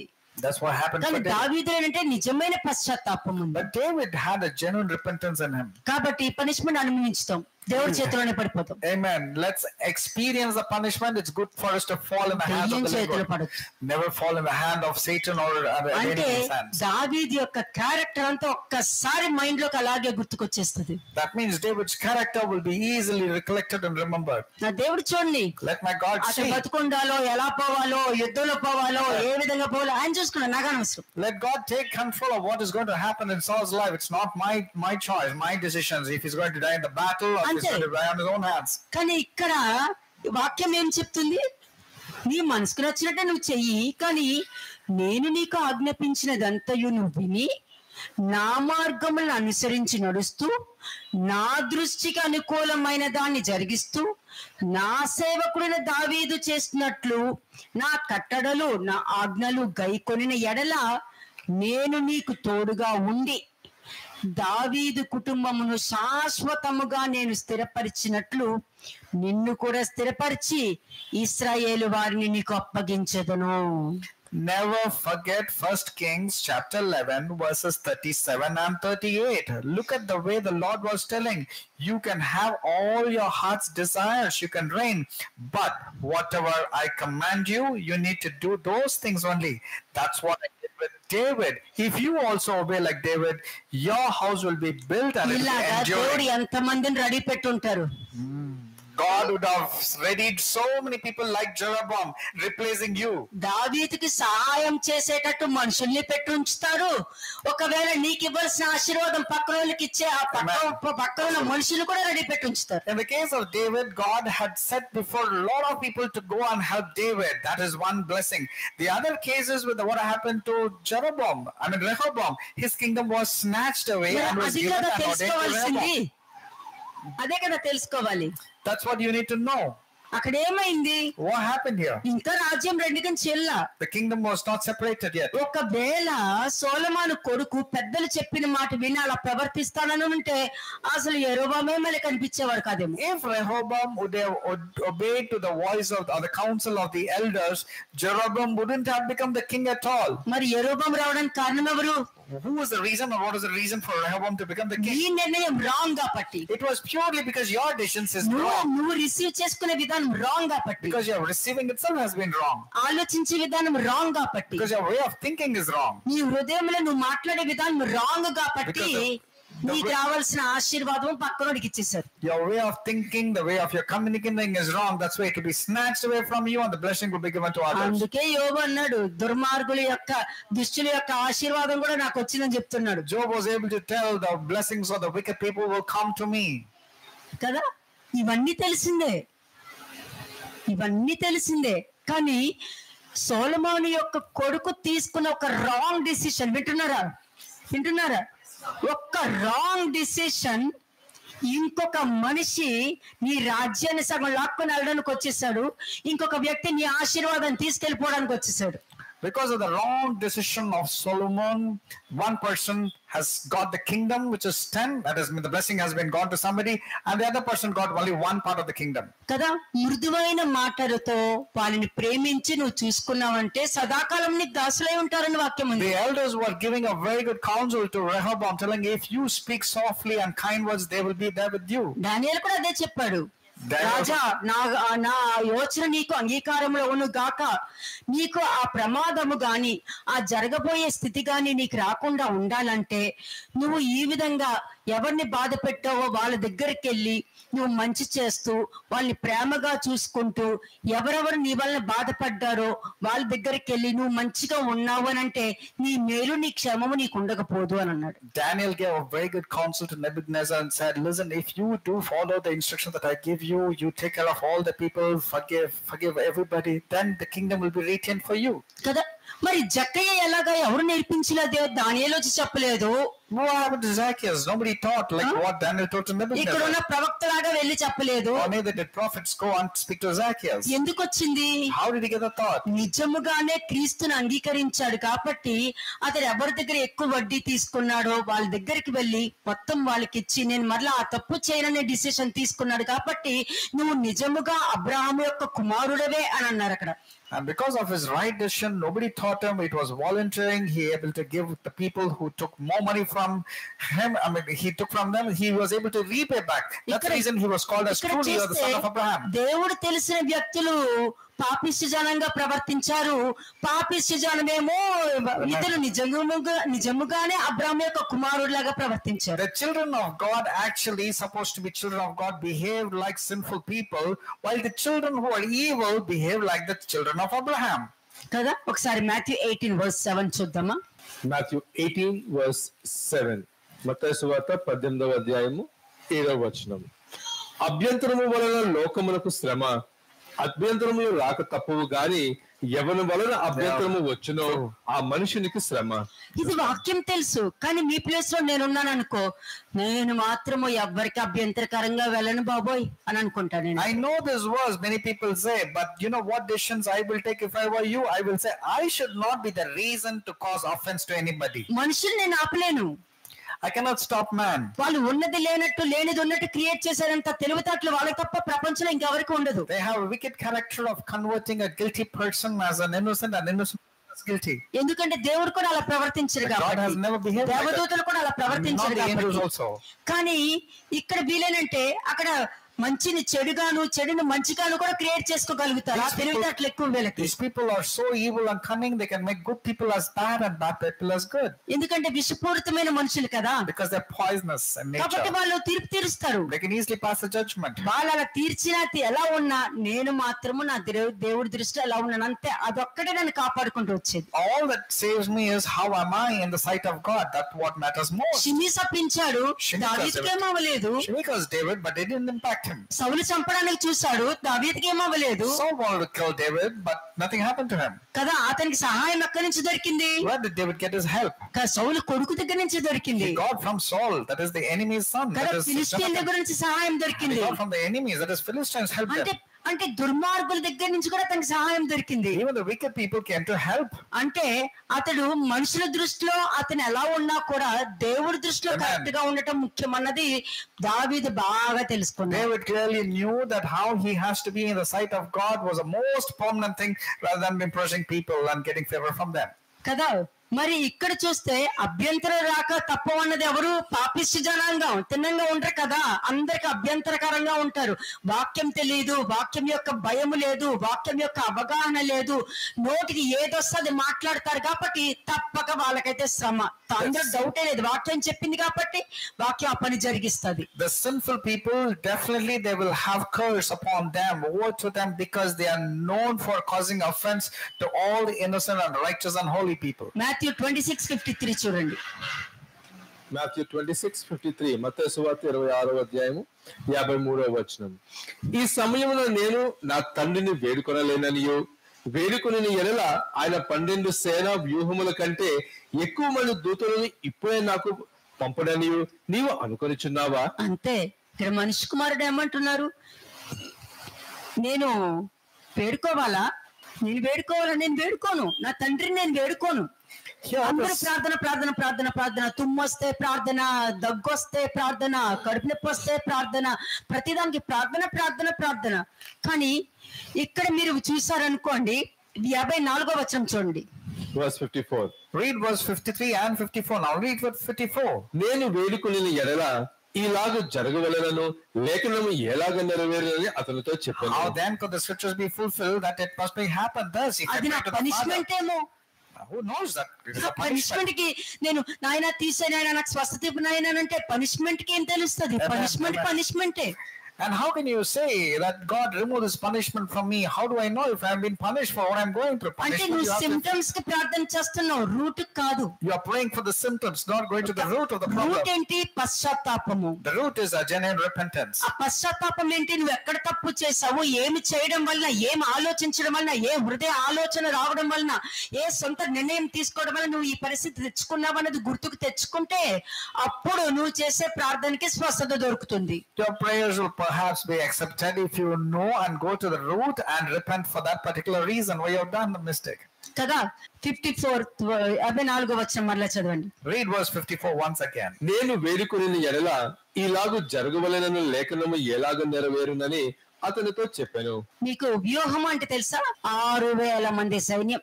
You know what's a legion? దేవదూతల సైన్యం 6,000. A legion means 6,000. నేను వేడుకున్నానంటే నా తండ్రికి 72,000 సైన్యము, పరలోకపు సైన్యము నేను వేడుకున్నానంటే ఈ భూమి మీదకి వస్తుంది. కానీ నా తండ్రి చిత్తం నేను జరిగించాలి కాబట్టి నేను వేడుకోను, ఎందుకంటే లేఖనం నేను నెరవేర్చాలని చెప్పారు. మరి అంత నెరవేర్చి నిన్ను కాపాడి రక్షించి స్వస్థతనిచ్చినప్పుడు మరి ఏం చేస్తున్నారు? 1 legion is equal to 6,000. 12 legion is equal to 72,000 of angels can be brought and destroyed. But having known this also, what are you learning? నీ కోసము నేను పైనుండి కిందకు దిగొచ్చి నీ పాపాలకి నేను ప్రైజ్ ఇచ్చి నా శరీరాన్ని ఇచ్చి నేను అక్కడ శిలువ మరణం చెంది నీకు పాపం నుండి శాపం నుండి నీకు విడుదల దయచేస్తే నేను చెప్పిన మాట వినకుండా నాకు నచ్చిన వింటాను నువ్వు ఎలా చెప్తున్నావు, మరి నువ్వు నోటితో ఒప్పుకోవట్లేదా అని అడుగుతున్నారు. అంటే నీ మోకాలు వంగదా, నీ నోరు స్తుతించదా? అయితే అంటే నీ మోకాలు ఎలాగా నీకు నచ్చితే వంచుకోవాలన్నమాట, దేవుడికి ఇష్టంగా నువ్వు వంచవు. The Lord is saying, I came down to forgive you and die on the cross for your sins and all. So when it comes to your part, you don't want to bow down, you don't want to humble yourself. Your words are so pungent that you are not able to humble yourself. పాపిష్టి జనానికి ఎలా ఉంటుందంటే వాళ్ళ ఉద్దేశము వాళ్ళు అనుకున్నది జరిగించాలని చూసేదే పాపిష్టి జనం యొక్క ఉద్దేశం. The intention of the sinful person is always to accomplish his thought at any cost. కానీ ఇక్కడ క్రీస్తు ఉద్దేశము ప్రాణము పోవడం కాదు, ప్రాణము పోయడం క్రీస్తుకి ఇష్టము. But the intention of Christ is to not to take away their life, but to give life to the people who don't have. ప్రాణం తీయడం ఆయనకి ఇష్టం ఉండదు, ప్రాణము పెట్టుటకి. అందుకు నా ప్రాణంలో నేనే పెట్టుకుంటున్నాను, ఎవరు నా ప్రాణం తీయట్లేదు. That's the reason Lord said, nobody can take away my life. I have voluntarily want to lay down my life. అందుకే వాక్యం ఏం చెప్తుంది? Luke 24:25 చూడండి. Luke 24:25. లూకా సువార్త 24వ అధ్యాయము 25వ వచనం. అందుకు ఆయన, అవివేకులారా, ప్రవక్తలు చెప్పిన మాటల అన్నిటినీ నమ్మని మందమతులారా. ఎందుకు నమ్మరు? ఒక మాట మీకు చెప్తున్నప్పుడు ఎందుకు నమ్మరు? నాకు ఈ మధ్యలో ఎక్కువ క్వశ్చన్ ఇదే వస్తుంది. నమ్మడానికి ఏమవుతుంది, చెప్తే వినటానికి ఏమవుతుంది, ఏం అడ్డుపడుతుంది, ఏం అడ్డుపడుతుంది? Why are you finding it so difficult to obey? రెహబాము తనకు ఇష్టం వచ్చినట్టుగా తనకు నచ్చినట్టుగా ఉండటానికి ఇష్టపడ్డాడు కాబట్టి తనకు ఉండవలసిన రాజ్యం సగం పోయింది. Rehoboam lost the 10 kingdoms because he wanted to fulfill his own evil desires. కదా అక్కడ ఏం జరుగుతుంది? ఒక్కసారి మీరు మాథ్యూ 26:24 ఒకసారి చూద్దాము. మాథ్యూ 26:24 మత్తయి సువార్త 26వ అధ్యాయము 24వ వచనము. మనుష్య కుమారుని గూర్చి వ్రాయబడిన ప్రకారము ఆయన పోవుచున్నాడు గాని ఎవరి చేత మనుష్య కుమారుడు అప్పగింపబడుచున్నాడో ఆ మనుషునికి శ్రమ, ఆ మనుషుడు పుట్టి ఉండని ఎడల వానికి మేలని చెప్పెను. పాపిష్టి జనం గురించి మాట్లాడుతున్నారు. అంటే ఆ మనిషి పుట్టి ఉండకుండా ఉండటం మేలని చెప్తున్నారు. ఇక్కడ ఆలోచించండి. Been good for that man if he had not been born. It's talking about the sinful people. మాట వినుట శ్రేష్టం అంతే. Obedience is always better than sacrifice or anything else. డాక్టరే అంతే. డాక్టర్ ఎంతవరకు చేస్తారు? నువ్వు చావకుండా ముందుగానే బ్రతకాలని చూస్తారు, కానీ నువ్వు డిసిషన్ తీసేసుకుంటావు. అంటే ఎన్ని పిల్లల్ని దేవుడు చంపని ఉద్దేశించారు కాబట్టి దేవుడి మాట వాళ్ళు వినలేదని వాక్యం చెప్తుంది. The children of Eli have decided to be killed by the Lord. That's the reason they were not obedient. మరి ఎలా తీసుకోవాలి నేను? How should I take it? అంటే నువ్వు ఎన్నిసార్లు మాట చెప్పినా నువ్వు వినట్లేదు అని అంటే నీ చాప్టర్ క్లోజ్ అయిపోయిందని నేను డిసిషన్ తీసుకోవాలా? Should I decide that your chapter is closed because no matter how hard I'm telling you, you're not paying attention? కదా ప్రతి వాళ్ళు ఏమంటారంటే నీ నోటితో అలా మాట్లాడుకు, నీ నోటితో అలా పలక్కు అని అంటారు. Many people say, don't say like that, it's very difficult, it's going to come upon me. మరి ఇది జరగబోయేదే కదా దేవుడు బయలుపరిచేది. But is it not the Lord telling you, forewarning you that this is what is going to happen? మరి మనిషి కుమారుడికి ముందే చెప్పలేదా? నువ్వు శిలువ మరణానికి అప్పగించి నువ్వు మరణించి మూడో దినం లెగుస్తావని చెప్పలేదా? Was it not spoken that the Jesus will be handed over to the sinful నీ people? శరీరాన్ని చాలాగా దున్నుతారని చెప్పలేదా? Was it not spoken that Jesus' body will be totally ముళ్ళ crushed? కిరీటం పెట్టి మళ్ళీ దాని మీద గుద్దుతారని చెప్పలేదా? Was it not spoken that crown of thorns will be put on Jesus? మొహం మీద ఉమ్మేసి గుద్దుతారని చెప్పలేదా? Was it not spoken that people will spit on him? అవమానం చేస్తారని చెప్పలేదా? Was it not spoken that he would be insulted? మరి అప్పుడు మనిషి కుమారుడు చెప్పాలి కదా, నీ నోట్లో నుండి అటువంటి మాటలు రానివ్వకండి నాన్న అని చెప్పాలి కదా. Then Jesus should have also told, don't speak like this, don't speak hard things like that. ఇది జరగాలని రాసి ఉంటే, ఒకటి దేవుడి చిత్తము జరగాలని ఉంటే అది జరుగుతుంది. రెండోదేంటి, నిన్ను రక్షించి కాపాడడానికి చెప్తారు, కానీ నువ్వు మాట వినకుండా నువ్వు తెచ్చుకుంటావు అక్కడ. God wants to save you, and that's why he forewarns you, but you feel that you have been always cornered, but you invite trouble into your life, therefore, because you're going in your own way. అందుకనే అన్నారు దేవుడి మాటలు నమ్మని మందమతులారా అని అందుకనే చెప్పారు. That is the reason it has been written that you people who are hard of hearing good things, you foolish ones, you're slow heart to believe in all that the prophets have spoken. కదా మరి అంటే దానికి అర్థం ఏంటి? What does it mean? నువ్వు దేవుడి వాక్యం తెలుసు, దేవుడి వాక్యం తెలుసు కానీ ఆయన మాట వినవు. You know the word of God, but you don't want to be obedient to him. ఆయన మాట వినవు. You don't want to be దేవుడు obedient. అంటే ఇష్టం, But you say you love God. నాకు నచ్చినట్టు నేను ఉండటం నాకు ఇష్టం But I like to be the way I want to. కదా. నాకు దేవుడు అంటే చాలా ప్రేమ, I love God. కానీ నేను ఎలా ప్రవర్తిస్తానో ఎలా ఉంటానో అవన్నీ కూడా అనవసరం. But how I lead my life, that shouldn't matter. I'll be in my own way. పేరుకు దేవుడు, Namesake, yeah, he's God. కానీ మిగతాదంతా నేనే దేవుని. నా శరీరానికి దేవుని నేనే, నా ఆలోచనకి దేవుని నేనే, నా రిసీవింగ్ కి దేవుని నేనే, నా హృదయాలోచనకి దేవుని నేనే. But I'm a God to my own thoughts. I'm a God to whatever I do. I think that I'm right. అందుకు వాక్యం ఏం చెప్తుంది తెలుసా? You know what the word says? పాపిష్టి జనం కదా. Because they're sinful people. Isn't it? పాపిష్టి జనం అయితేనే క్రీస్తుని, అంటే నీ ప్రవర్తన ద్వారా క్రీస్తుని అప్పగించుతున్నావు అక్కడ. You're handing over Jesus because of your weird behavior. అందుకు నేను నిజమైన దేవుడు అయితే, నువ్వు నిజంగానే నన్ను ప్రేమిస్తున్నావంటే, నిజంగా నన్ను రక్షిస్తున్నావంటే అని అంటున్నావంటే నువ్వు దేవుణ్ణి గణపరచట్లే, దేవుడి మీద నిందలేస్తున్నావు అక్కడ. You're not praising God. You're blaming God when you say, if you're truly God, if you truly love me, if you truly save me. That's the reason your jargons have changed like this. కదా. ఈ పదం ఎందుకు మాట్లాడతారు? Why you are saying in your prayers, God, if you're real, save me. కదా. అలాగైతే దేవుడు కూడా చెప్తారు, నువ్వు నా మాట సమ్మతించి నా మాట వినిన ఎడలా నువ్వు ఇలా చేసినట్లయితే అని చెప్తారు. మరి అప్పుడు ఎందుకు పోయినావు, నీ మాట నేను ఎందుకు వినాలి అని అంటున్నారు. What about the word when Jesus said, if you are willing and obedient, you will eat the fruit of this land? When you are not obedient, why should God hear you? John 15:22 ఒకసారి చూద్దాం. John 15:22, యోహాను సువార్త 15వ అధ్యాయము 22వ వచనం. నేను వచ్చి వారికి బోధింపకుండిన ఎడల వారికి పాపము లేకపోవును, ఇప్పుడైతే వారి పాపములకు మిషలేదు. అంటే దాని తెలుసా?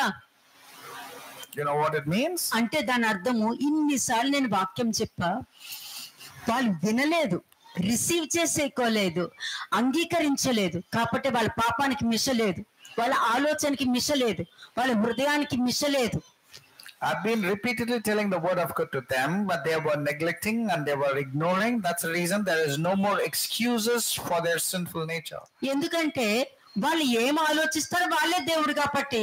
సాతాను కూడా అనుకున్నాడు కదా, నువ్వు మానవుడిపై ఉండి దేవుడితో సమానంగా నువ్వు ఊహించుకుంటున్నావు అని వాక్యం చెప్తుంది. The word of God says you are equal to man, but you have been thinking like you are equal to God.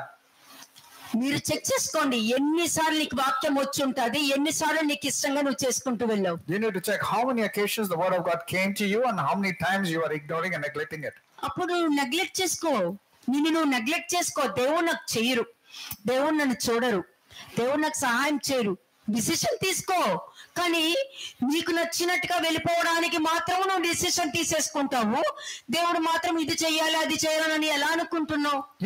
చేస్తున్నావు కదా దేవుణ్ణి. You have decided to go in your own ways, wrong ways of thinking, and you want God to listen to all your prayers and fulfill the desires of your heart. Are you not deceiving yourself there? అంటే నువ్వు ఇంకొక తప్పు చేస్తున్నావు అక్కడ. Means you are adding sin to sin. 2 Peter 2:22. 2 Peter chapter 2 20-21 చదవండి. 20-21. వారు ప్రభువును రక్షకుడైన యేసుక్రీస్తు విషయమైన అనుభవ జ్ఞానము చేత.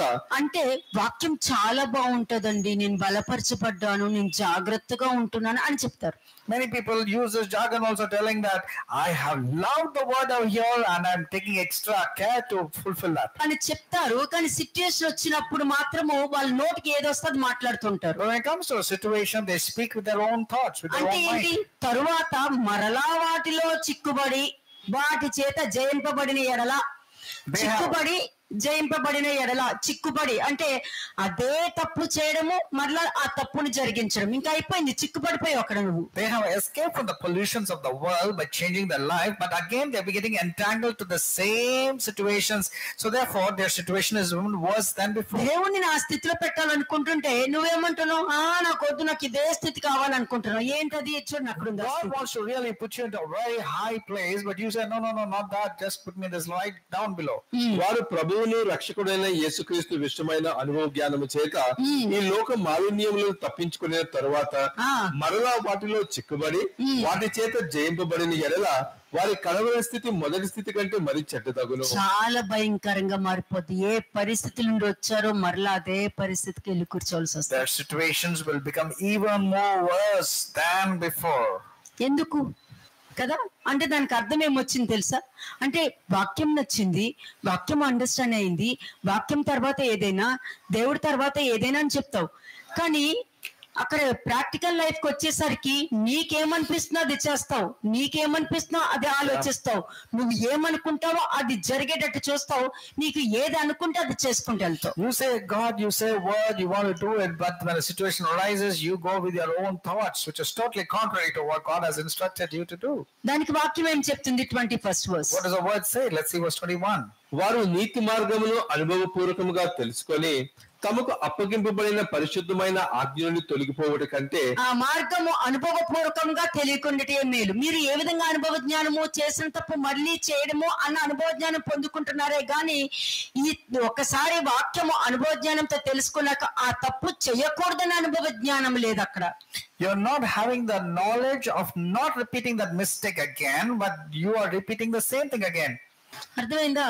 అంటే స్థితి ఎవరు మారుస్తున్నారు? దేవుడు మారుస్తున్నారు, నువ్వు మార్చుకుంటున్నావు. Who is changing the situation? You or God? నీ స్థాయి ఎవరు మారుస్తున్నారు? దేవుడు మారుస్తున్నారు, నువ్వు మార్చుకుంటున్నావు. Who is changing the position? Is it not you? ఎందుకంటే పాపిష్టి జనానికి కూడా వాక్యం తెలుసు. Because the evil people, sinful people also know the word of ఇప్పుడు God. వాక్యం మొత్తం అదే చూపించాను. Because the word says so. ఈ శాస్త్రులు గాని పరిశీలు గాని దీని కంటిన్యూషన్ రేపు ఉంటుంది. You will see the continuation of this tomorrow. వీళ్ళే ఎవరిని అటాక్ చేస్తున్నారు? And who will they attack? దేవుని యొక్క గుర్తు ఉన్న వాళ్ళ మీద అటాక్ చేస్తూ ఉంటారు. These sinful people attack those people who have the మరి marks of ఎవరిని God. అటాక్ చేశారు వాళ్ళు? మనుష్య కుమారుని అటాక్ చేశారు వాళ్ళు. They did not spare even the Son of God. Son of God. Proverbs 12:28 చూడండి. Proverbs chapter 12 verse 28. సామెతలు 12వ అధ్యాయము 28వ వచనం. నీతి మార్గమునందు జీవము కలదు, దాని త్రోవలో మరణమే లేదు. అంతే. నీతి మార్గంలో అంటే నువ్వు విన్న వాక్యంలో జీవం ఉంది. నీకు మేలు చేయడానికి, నీకు అన్ని ఆశీర్వాదం ఇవ్వడానికి, స్వస్థత ఇవ్వడానికి నువ్వు ఎంచుకున్న వాక్యము, విన్న వాక్యము, నువ్వు విన్న వాక్యంలోనే నీ వాక్యము విని నువ్వు ఇంటికి తీసుకెళ్తున్నావు అంటే జీవాన్ని పట్టుకుని వెళ్తున్నావు. కానీ వాక్యము వింటావు, కానీ నీలో ఉన్న దాన్ని అక్కడ ప్రజెంట్ చేస్తున్నావు అంటే జీవాన్ని పక్క వాళ్ళకి ఇచ్చేస్తున్నావు నువ్వు. If you're hearing the word of God, but you're going in your own way, that means you are neglecting the life that was supposed to be given to you. అలాగే John 9:41 చూడండి. John chapter 9 verse 41. యోహాను సువార్త 9వ అధ్యాయము 41వ వచనం. అందుకు యేసు, మీరు గుడ్డివారైతే మీకు పాపము లేకపోవును, కానీ చూచుచున్నామని మీరు ఇప్పుడు చెప్పుచున్నారు గనుక మీ పాపము నిలిచి ఉన్నదని చెప్పాను. అంతే. అంటే నువ్వు నోటితో తప్పులు చేసేవచ్చు, హృదయంతో తప్పులు చేసేవచ్చు, ఆలోచనతో తప్పులు చేసేవచ్చు. కానీ మనం ఏమంటాం? నేను ఆలోచనలో జాగ్రత్తగా ఉన్నాను, నోటితో జాగ్రత్తగా ఉన్నాను, అన్నిట్లో జాగ్రత్తగా ఉన్నాను అని చెప్తున్నావు. కానీ నువ్వు జాగ్రత్తగా లేవా అన్నది నీకు తెలియట్లేదు అక్కడ. You are saying in every place that I am very good, I am safeguarding myself and my thoughts and everything, but actually you should know that you are not safeguarding the way you are thinking and talking. ఎందుకంటే అక్కడ ఏంటంటే మీరు గుడ్డివారైతే మీకు పాపము లేకపోవును. గుడ్డివారైతే ఏంటి తెలుసా? ఈ ఆత్మీయ కన్నులు తెరవబడితే ఈ ఫిజికల్ ఐస్ కళ్ళు మూసుకుంటాయి. If your spiritual eyes are open, then your physical eyes will be closed. ఈ ఆత్మీయ కన్నులు ఏం చేస్తుంది? ప్రతిది కూడా కరెక్ట్ వేలో చూస్తుంది, కరెక్ట్ వేలో రిసీవ్ చేసుకుంటుంది, కరెక్ట్ గా మాట్లాడుతుంది, దేవుడి దృష్టికి అనుకూలంగా మాట్లాడుద్ది. Because this person whose spiritual eyes are open will speak correctly, will see correctly and say correctly. ఇది ఆత్మీయ కన్నులకున్న లక్షణాలు. These are the characteristics of a spiritual eyes who are open. కానీ నేను చూస్తున్నాను అని చెప్పుకుంటారు చూడు. But the people who say I can see, though they are blind. చెప్తున్నారు ఏమని? మీరు గుడ్డివారైతే మీకు పాపం ఉండేది కాదు, కానీ మేము చూస్తున్నాము, మాకు అన్ని తెలుసు, నాకు దేవుడి వాక్యం తెలుసు, నాకు దేవుడు తెలుసు, నేను అన్ని నేర్చుకున్నాను అని నువ్వు చెప్తున్నావు కాబట్టి నీ మీద పాపం నిలిచి ఉందని చెప్తున్నారు. But now you say you can see, and then that means the sin is remaining in you. Mark 14:21 ఒకసారి చూడండి. మార్క్ 14:21. మార్కు సువార్త 14వ అధ్యాయము 21వ వచనం. నిజముగా మనుష్య కుమారుడు ఆయనను గూర్చి వ్రాయబడినట్టు పోవచ్చున్నాడు. అయితే ఎవరి చేత మనుష్య కుమారుడు అప్పగింపబడుచున్నాడో ఆ మనుషునికి శ్రమ. ఎలా అప్పగిస్తున్నావు నువ్వు? జాగ్రత్తగా ఉంటానండి అని అంటావు, కానీ బయటికి వెళ్ళి జాగ్రత్త లేకుండా ప్రవర్తిస్తున్నావు అంటే నువ్వు మనిషి కుమారుని సాతానికి అప్పగిస్తున్నావు. You are saying you are taking extra care, you're being careful, but when you're going out, you're so careless, you're neglecting. That means you are handing over Jesus to Satan. ఎందుకంటే తనను తాను తగ్గించుకుని వారు హెచ్చించబడతారు. నిన్ను గొప్ప చేసుకున్నావు అని అంటే నువ్వు పడిపోవడం confirm. He who humbles himself will be exalted. But when you brag about yourself, talk great about yourself, that you're great, that means you are actually falling. కదా, అంటే పాపిష్టి జనాంగము పాత నిబంధనలో ఎలా ఉండేది డిఫరెంట్ ఉండేది, కొత్త నిబంధనలో డిఫరెంట్ గా ఉండడం కనబడుతుంది ఇక్కడ. You're seeing how different the people in a sinful way in the Old Testament and New Testament. కదా, మరి ఏముంది, మరి పాత కొత్త నిబంధనలు ఏమున్నాయండి? So what is there in both old and new? ఏమున్నాయి What can you find there? కదా, దేవుడు కొట్టవేసిన ఏంటంటే బలులను ఆచారాలు మాత్రమే తీసేశారు, మిగతావన్నీ రెస్ట్ ఆఫ్ అన్నీ ఉన్నాయి.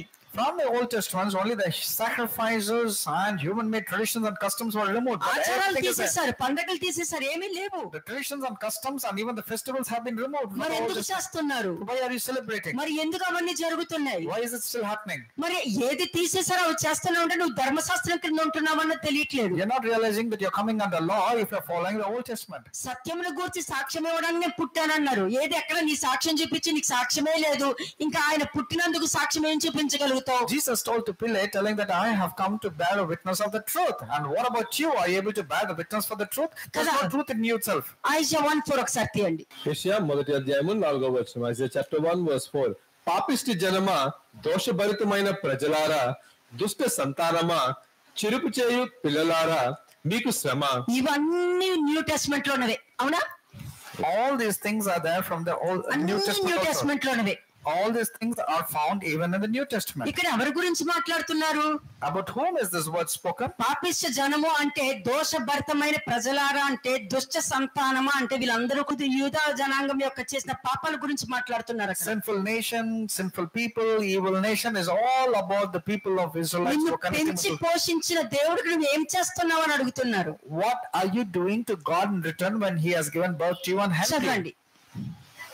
వారు యెహోవాను విసర్జించుచున్నారు, ఇశ్రాయేలు యొక్క పరిశుద్ధ దేవుని దూషింతురు, ఆయనను విడిచి తొలగిపోయి ఉన్నారు. అది విడిచి తొలగిపోయి ఉన్నారు అంటే అక్కడ బాలలో వాక్యమే ఉండదు, కానీ వాక్యం ఎక్కడుంది?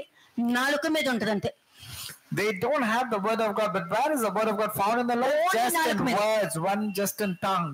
దేవుడు అంటే నాకు చాలా ఇష్టము, దేవుడు ఏం చెప్తే అదే చేస్తాను, దేవుడు తర్వాత ఏదైనా ఇలా మాట్లాడతారు చూసారా?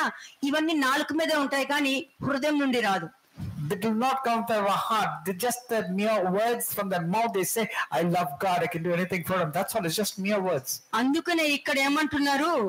యూదా చేసిన పాపము వివరిస్తూ పెంచి పోషించిన దేవుని నువ్వు ఎలా వదిలేసావు నువ్వు అని అడుగుతున్నారు. అంటే నువ్వు నోట్లో నువ్వు దేవుడు అంటున్నావు, హృదయంలో ఉంటేనే దేవుడు, నోట్లో కాదు.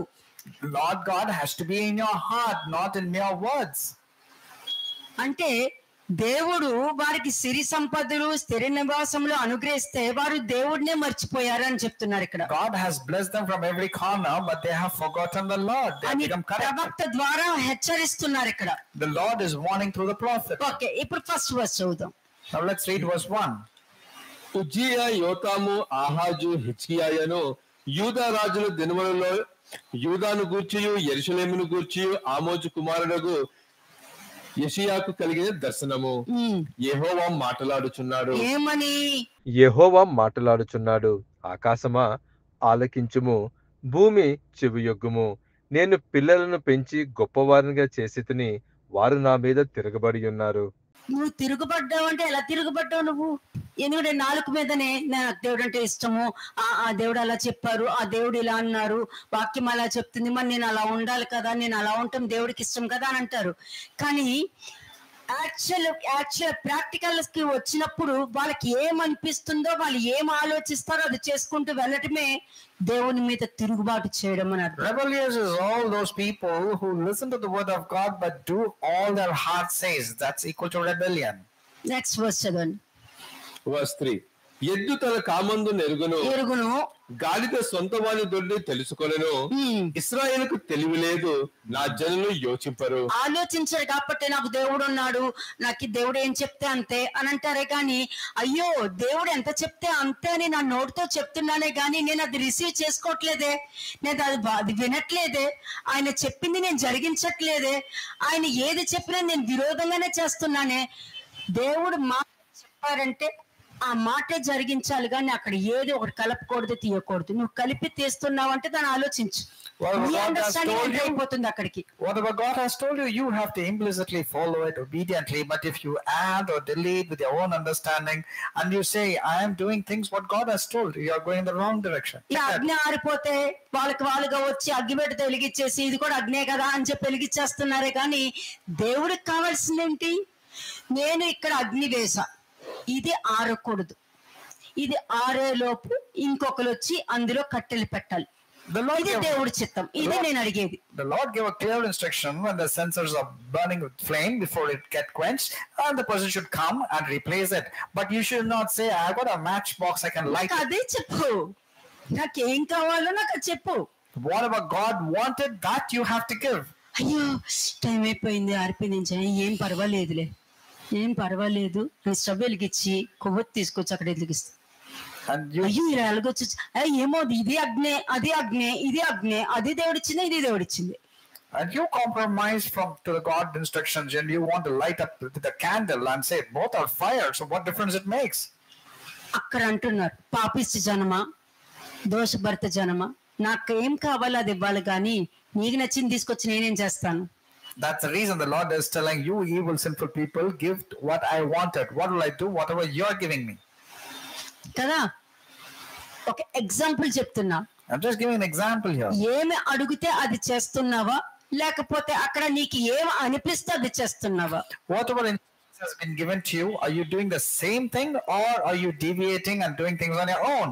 నెక్స్ట్ వర్స్ చూడండి, 4 verse 4. పాపిష్టి జనమా, దోషభరితమైన ప్రజలారా, దుష్ట సంతానమా, చెరుపు చేయు పిల్లలారా, మీకు శ్రమ. వారు యెహోవాను విసర్జించి ఉన్నారు, ఇశ్రాయేలు యొక్క పరిశుద్ధ దేవుని దూషింతురు, ఆయన విడిచి తొలగిపోయి ఉన్నారు. నిత్యము తిరుగుబాటు చేయుచు మీరు ఎలా ఇంకను కొట్టబడుదురు?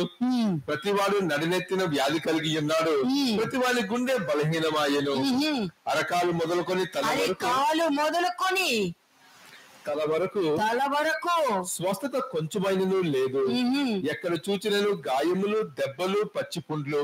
అవి పిండబడలేదు, కట్టబడలేదు, తైలంతో మెత్తన చేయబడలేదు. అది అని దేవుడే చెప్తున్నారు. మీరు ఎందుకు ఇలా ఉన్నారు, ఎందుకు ఇట్లా చేస్తున్నారు పాపిష్టి జనమా అంటే? ఆ కాలంలోనూ అంటే దానికి అర్థం తెలుసండి, వీళ్ళు పాత నిబంధనలో ఉన్న ఏ క్యారెక్టర్స్ ఉన్నారో అదే స్వభావము కొత్త నిబంధనలో ఉంది కాబట్టి వాళ్ళకి పాపిష్టి జనమా అని పేరు పెట్టారు.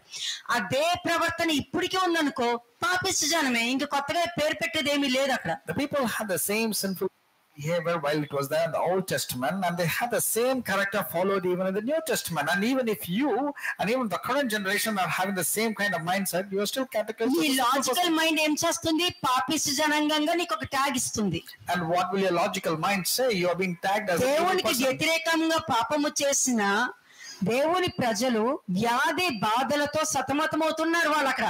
And because of the evil of thoughts and evil generation, evil thinking, people are having sicknesses. హృదయంలో స్వస్థత లేదు, విశ్వాసంలో స్వస్థత లేదు.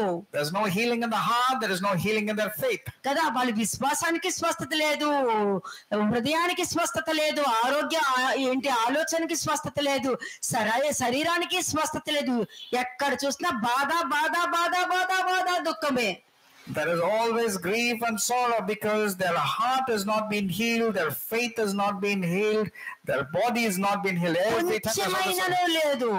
Not even a little bit. నాడి నెత్త మొదలుకొని అది కాల వరకు స్వస్థతే లేదు అని అంటే ఇంకా మనశ్శాంతి లేదని అర్థం. ఇంకా the whole body is sick and the whole heart faints from the sole of the foot అంటే to even the head. That means there is no soundness at all. వాళ్ళ శరీరం కాదు, వాళ్ళ గుండె బలహీనం అయిపోయింది అక్కడ. That means it's not the body, their heart has become totally weak.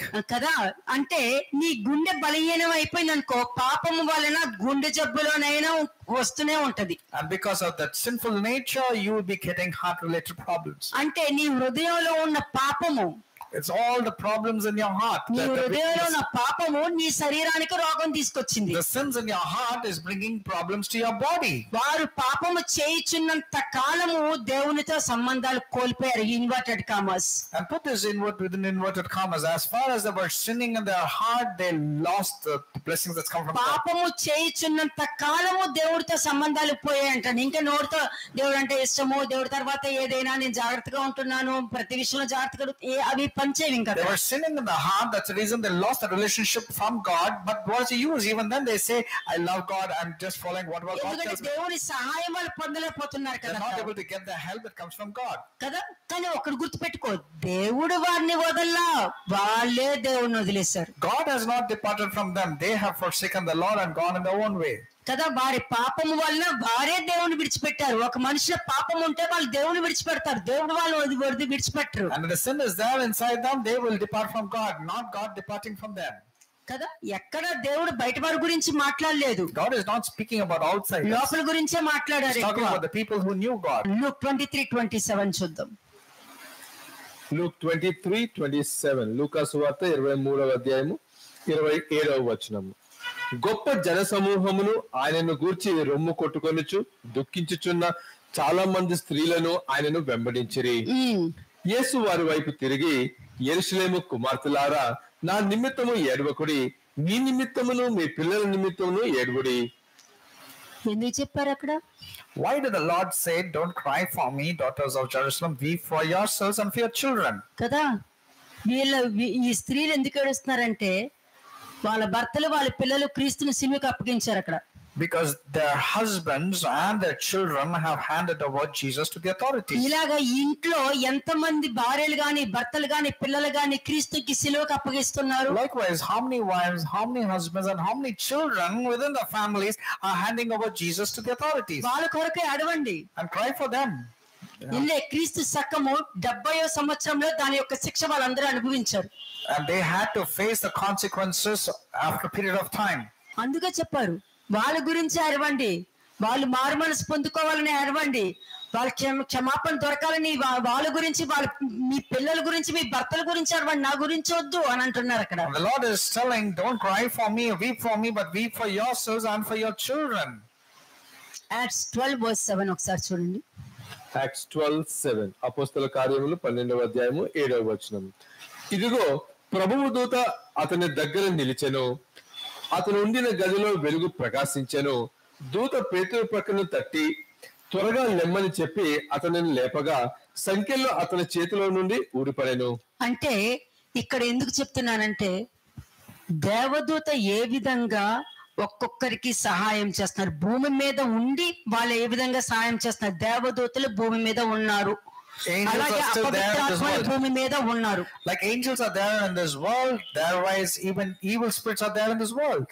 దేవుడి ప్రజల దగ్గరికి వెళ్ళి వాళ్ళకి దేవుడి ప్రజలకి పరిచర్య చేస్తారు, కానీ పాపిష్టి జనానికి నువ్వు పాపిష్టి జనం అని చెప్పడానికి వాళ్ళు ఉంటారు. The angels of God will go and help the people who are godly children having the marks of God. But to the evil people, the angels will say, you are sinful in nature. అలాగే Matthew 28:2 కూడా చదవండి. Matthew 28:2 మత్తయి సువార్త 28వ అధ్యాయము 2వ వచనము. ఇదిగో ప్రభువు దూత పరలోకం నుండి దిగివచ్చి రాయి పొర్లించి దాని మీద కూర్చుండెను. అప్పుడు మహా భూకంపము కలిగెను. ఆ దూత స్వరూపము మెరుపు వలె ఉండెను, అతని వస్త్రము హిమవంతు తెల్లగా ఉండెను. అతనికి భయపడుట వలన కావలి వారు వనికి చచ్చిన వారి వలె నుండిరి. దూత ఆ స్త్రీలను చూచి, మీరు భయపడకుడి, సిలువ వేయబడిన యేసును మీరు వెతుకుచున్నారని నాకు తెలియను, ఆయన ఇక్కడ లేరు, తాను చెప్పినట్టే ఆయన లేచి ఉన్నాడు. అంటే దేవదూతలు వర్తమానాలు కూడా పంపించి మీకు ఇస్తారు. The angels of the Lord will give you a message and tell you. కదా. ఈ దేవదూతలు ఎంత వరకు ఉన్నారు, ఎన్ని రోజుల వరకు ఉన్నారు? How many days were these angels there? Acts 1:10 చూడండి. Acts chapter 1:10 అపోస్తల కార్యములు 1వ అధ్యాయము 10వ వచనము. ఆయన వెళ్ళుచుండగా వారు ఆకాశము వైపు తేరి చూచుచుండిరి. ఇదిగో తెల్లని వస్త్రము ధరించుకొని 2 మనుషులు వారి యొద్ద నిలిచి అంతే దేవదూతలు ఈ భూమి మీద ఉన్నారు. The angels are there still in the world. దేవుడికి సంబంధించిన వాళ్ళు మాత్రమే గుర్తుపట్టగలుగుతారు. పాపిష్టి జనాంగానికి గుర్తుండదు. Only those who are related to God and His children, godly children, only can recognize, not the evil people. కదా, ఇక్కడ చూస్తే వీళ్ళేంటి దేవునికి వ్యతిరేకంగా పాపం చేసుకుంటూ వెళ్ళిపోయారు. ఎవరు? ఇశ్రాయేల్ జనాంగం, యూదా జనాంగం. The Israelites and the people who are Jews did everything which is contrary against Jesus. They did. అలాగే Luke 23:28 కూడా చూడండి. Luke 23:28. లూకా సువార్త 23వ అధ్యాయము 28వ వచనము. యేసు వారి వైపు తిరిగి, యెరూషలేము కుమార్తెలారా, నా నిమిత్తము ఏడ్వకుడి, మీ నిమిత్తమును మీ పిల్లల నిమిత్తమును ఏడ్వుడి. అంటే మీరు చెడిపోకుండా జాగ్రత్త పడుడి అని అంటున్నారు. The Lord is telling, see to that you don't get corrupted. ఈ పాపిష్టి జనం కూడా లేఖనం నెరవేర్పు అని చెప్పుకుంటూనే వెళ్తారు. The evil people will say it is a fulfillment of scriptures. అంటే లేఖనం నెరవేర్పు, క్రీస్తు మరణించడం లేఖనం నెరవేర్పు. For them, Jesus dying is the fulfillment of scriptures. కదా, నువ్వు ఈ విధంగా క్యాజువల్ గా నువ్వు చెప్తున్నావంటే నువ్వు కూడా ఉన్నావు అందులో. But if you're very casually passing a comment like this, that means you are also categorized as a Isaiah 5:24 చూడండి ఒకసారి. Isaiah chapter 5 verse 24. యెషయా 5వ అధ్యాయము 24వ వచనం. సైన్యములకు అధిపతియగు యెహోవా యొక్క ధర్మశాస్త్రమును నిర్లక్ష్య పెట్టుదురు, ఇశ్రాయేలు యొక్క పరిశుద్ధ దేవుని వాక్కును తృణీకరించుదురు. కాబట్టి అగ్నిజ్వాల కొయ్యకాలను కాల్చివేయనట్లు, ఎండిన గడ్డి మంటలో భస్మమగునట్లు వారి వేరు కుళ్ళిపోవును, వారు పువ్వు ధూళి వలె పైకి ఎగిరిపోవును. ఇది పాత మందన కదండి, మరి నేను ఎలా వింటాను?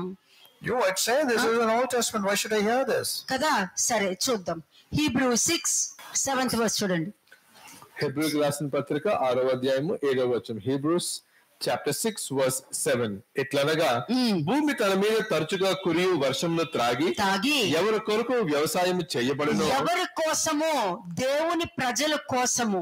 ఎవరి కోసం దేవుడు నిర్ణయించారో వాళ్ళకి సమస్తము దయచేయబడుతుంది. And those who are ordained by God, everything will be given to them. ఎందుకంటే వాళ్ళు ఫలించాలి, వాళ్ళు ఆశీర్వదించబడాలి, వాళ్ళు నిలబడాలి, వాళ్ళు గొప్ప స్థాయిలో ఉండాలి. ఎందుకంటే దేవుడు చెప్పిన దాంట్లో వాళ్ళు ఉన్నారు. లేదనుకో, నీకు చెప్పిన మాటకి ఇంకొక మనిషిని ఏర్పరచుకుని రెడీగా ఉంటారు.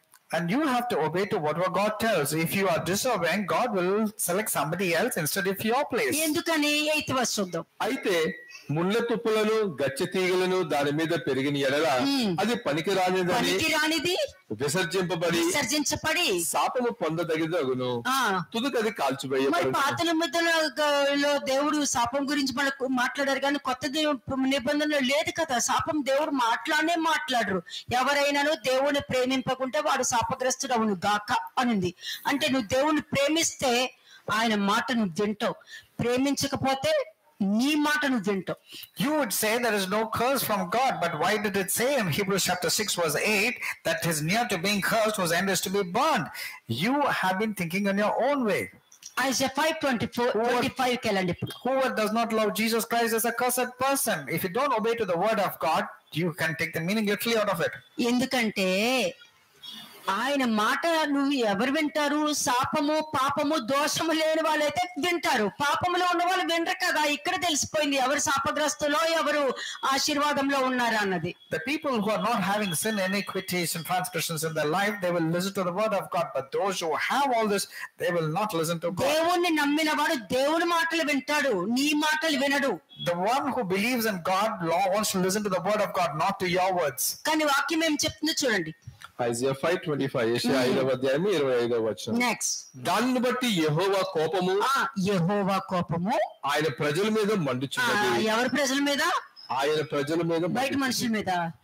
It's not on outsiders. వాళ్ళ మీద, ప్రసాదాలు తింటున్న వాళ్ళ మీద, ఎవరి మీద? The anger of the Lord is not going to the Hindus or the people who are offering the other things. It's only for His people. దేవుడికి బాగా తెలుసు వాళ్ళు నమ్ముతారని. God knows that they will turn to వాళ్ళు వింటారని దేవుడికి తెలుసు. God very well knows that they will ఏనాడు వాళ్ళ భక్తిని మార్చుకోలేదని కూడా దేవుడు చెప్పారు. And God also told these people have not changed their faith. నా ప్రజలు లెక్క లేని సార్లు నన్ను మర్చిపోయారని కూడా చెప్పారు. But also God was grieved in telling my children have given up on me on so many times. ఆయన ప్రజల మీద మండుచున్నది. దేవుని కోపం ఎవరి మీద మండుచుంది? ఆయన ప్రజల మీద. Therefore the anger of the Lord is aroused against His people. Next. ఆయన వారి మీదకి తన బాహువును చాచి వారిని కొట్టగా పర్వతములు వరుగుచున్నవి, వీధుల మధ్యను కళేబరములు పెంటవలె పడి ఉన్నవి. ఇంతగా జరిగినను ఆయన కోపము చల్లారలేదు, ఆయన బాహువు ఇంకను చాపబడి ఉన్నది. ఆయన దూరముగానున్న జనములను పిలుచుటకు ధ్వజము నెత్తెను, భూమి అంతము నుండి వారిని రప్పించుటకు ఈలగొట్టెను. అదిగో వారు త్వరపడి వేగముగా వచ్చుచున్నారు. దేవుడు ఈలగొట్టెనని ఉంది కదా, వాక్యం తెలియని వాళ్ళు ఎలాగా విజిల్స్ వేస్తారా అని అంటారు. The people who do not know the word of God will say, how can this person whistle? But here the Lord himself has whistled. How do you know? దేవుడు ఈల వేస్తారా లేదా నీకెలా తెలుసు? మరి ఈల వేసి పిలుస్తున్నారంటే ఇశ్రాయేలు జనాంగం యూదా జనాంగం వస్తారు. And when he whistles to them from end of the earth, they will come surely. అవగాహన లేని వారు పాపిష్ట జనం కాబట్టి దేవుణ్ణి తెలుసుకొని మరీ సిలువ వేస్తున్నారు.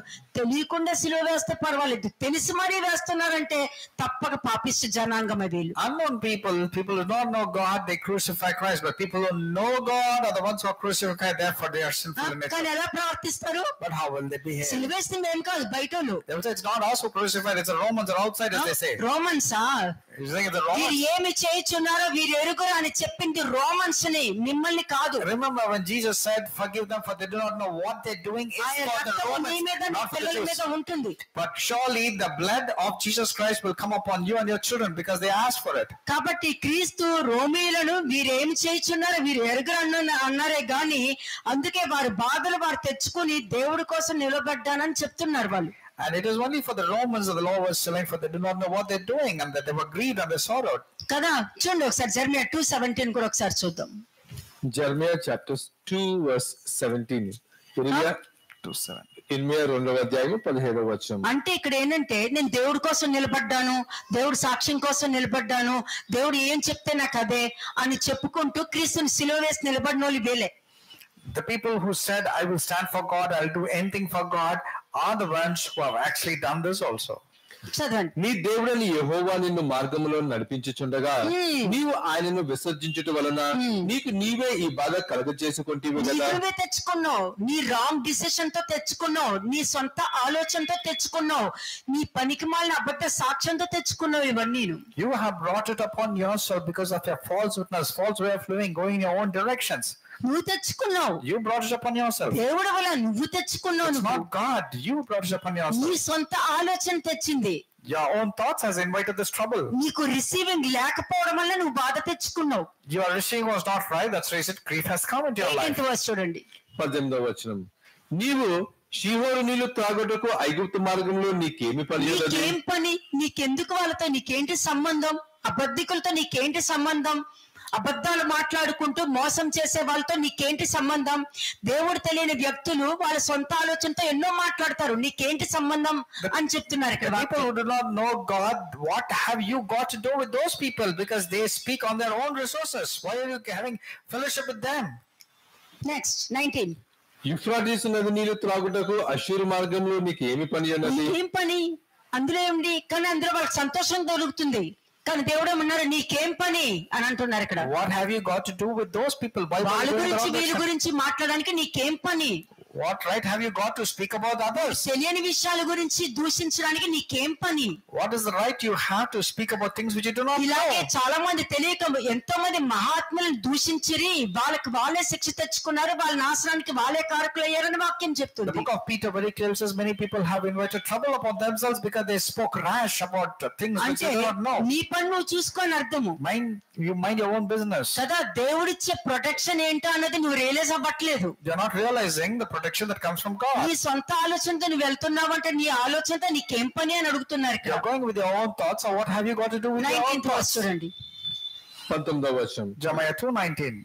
నీ దేవుడైన యెహోవాను విసర్జించుటయు నీకు నా ఎడల భయభక్తులు లేకుండటయు బాధకును శ్రమకును కారణమగునని అంతే. నీవు తెలుసుకొని గ్రహించినట్లు నీ చెడుతనము నిన్ను శిక్షించును. నీ చెడుతనమే నీ నిర్ణయమే నేను శిక్షిస్తుంది. Your own evil thinking, your own way of understanding will punish you. ఏ విధంగా అండర్స్టాండ్ చేసుకుంటావో అదే నిన్ను శిక్షిస్తుంది. The way you understand will punish you because it's not right. కదా, కానీ ఇక్కడ ప్రవక్త ఏమని చెప్పాడు యెరొబోముతో?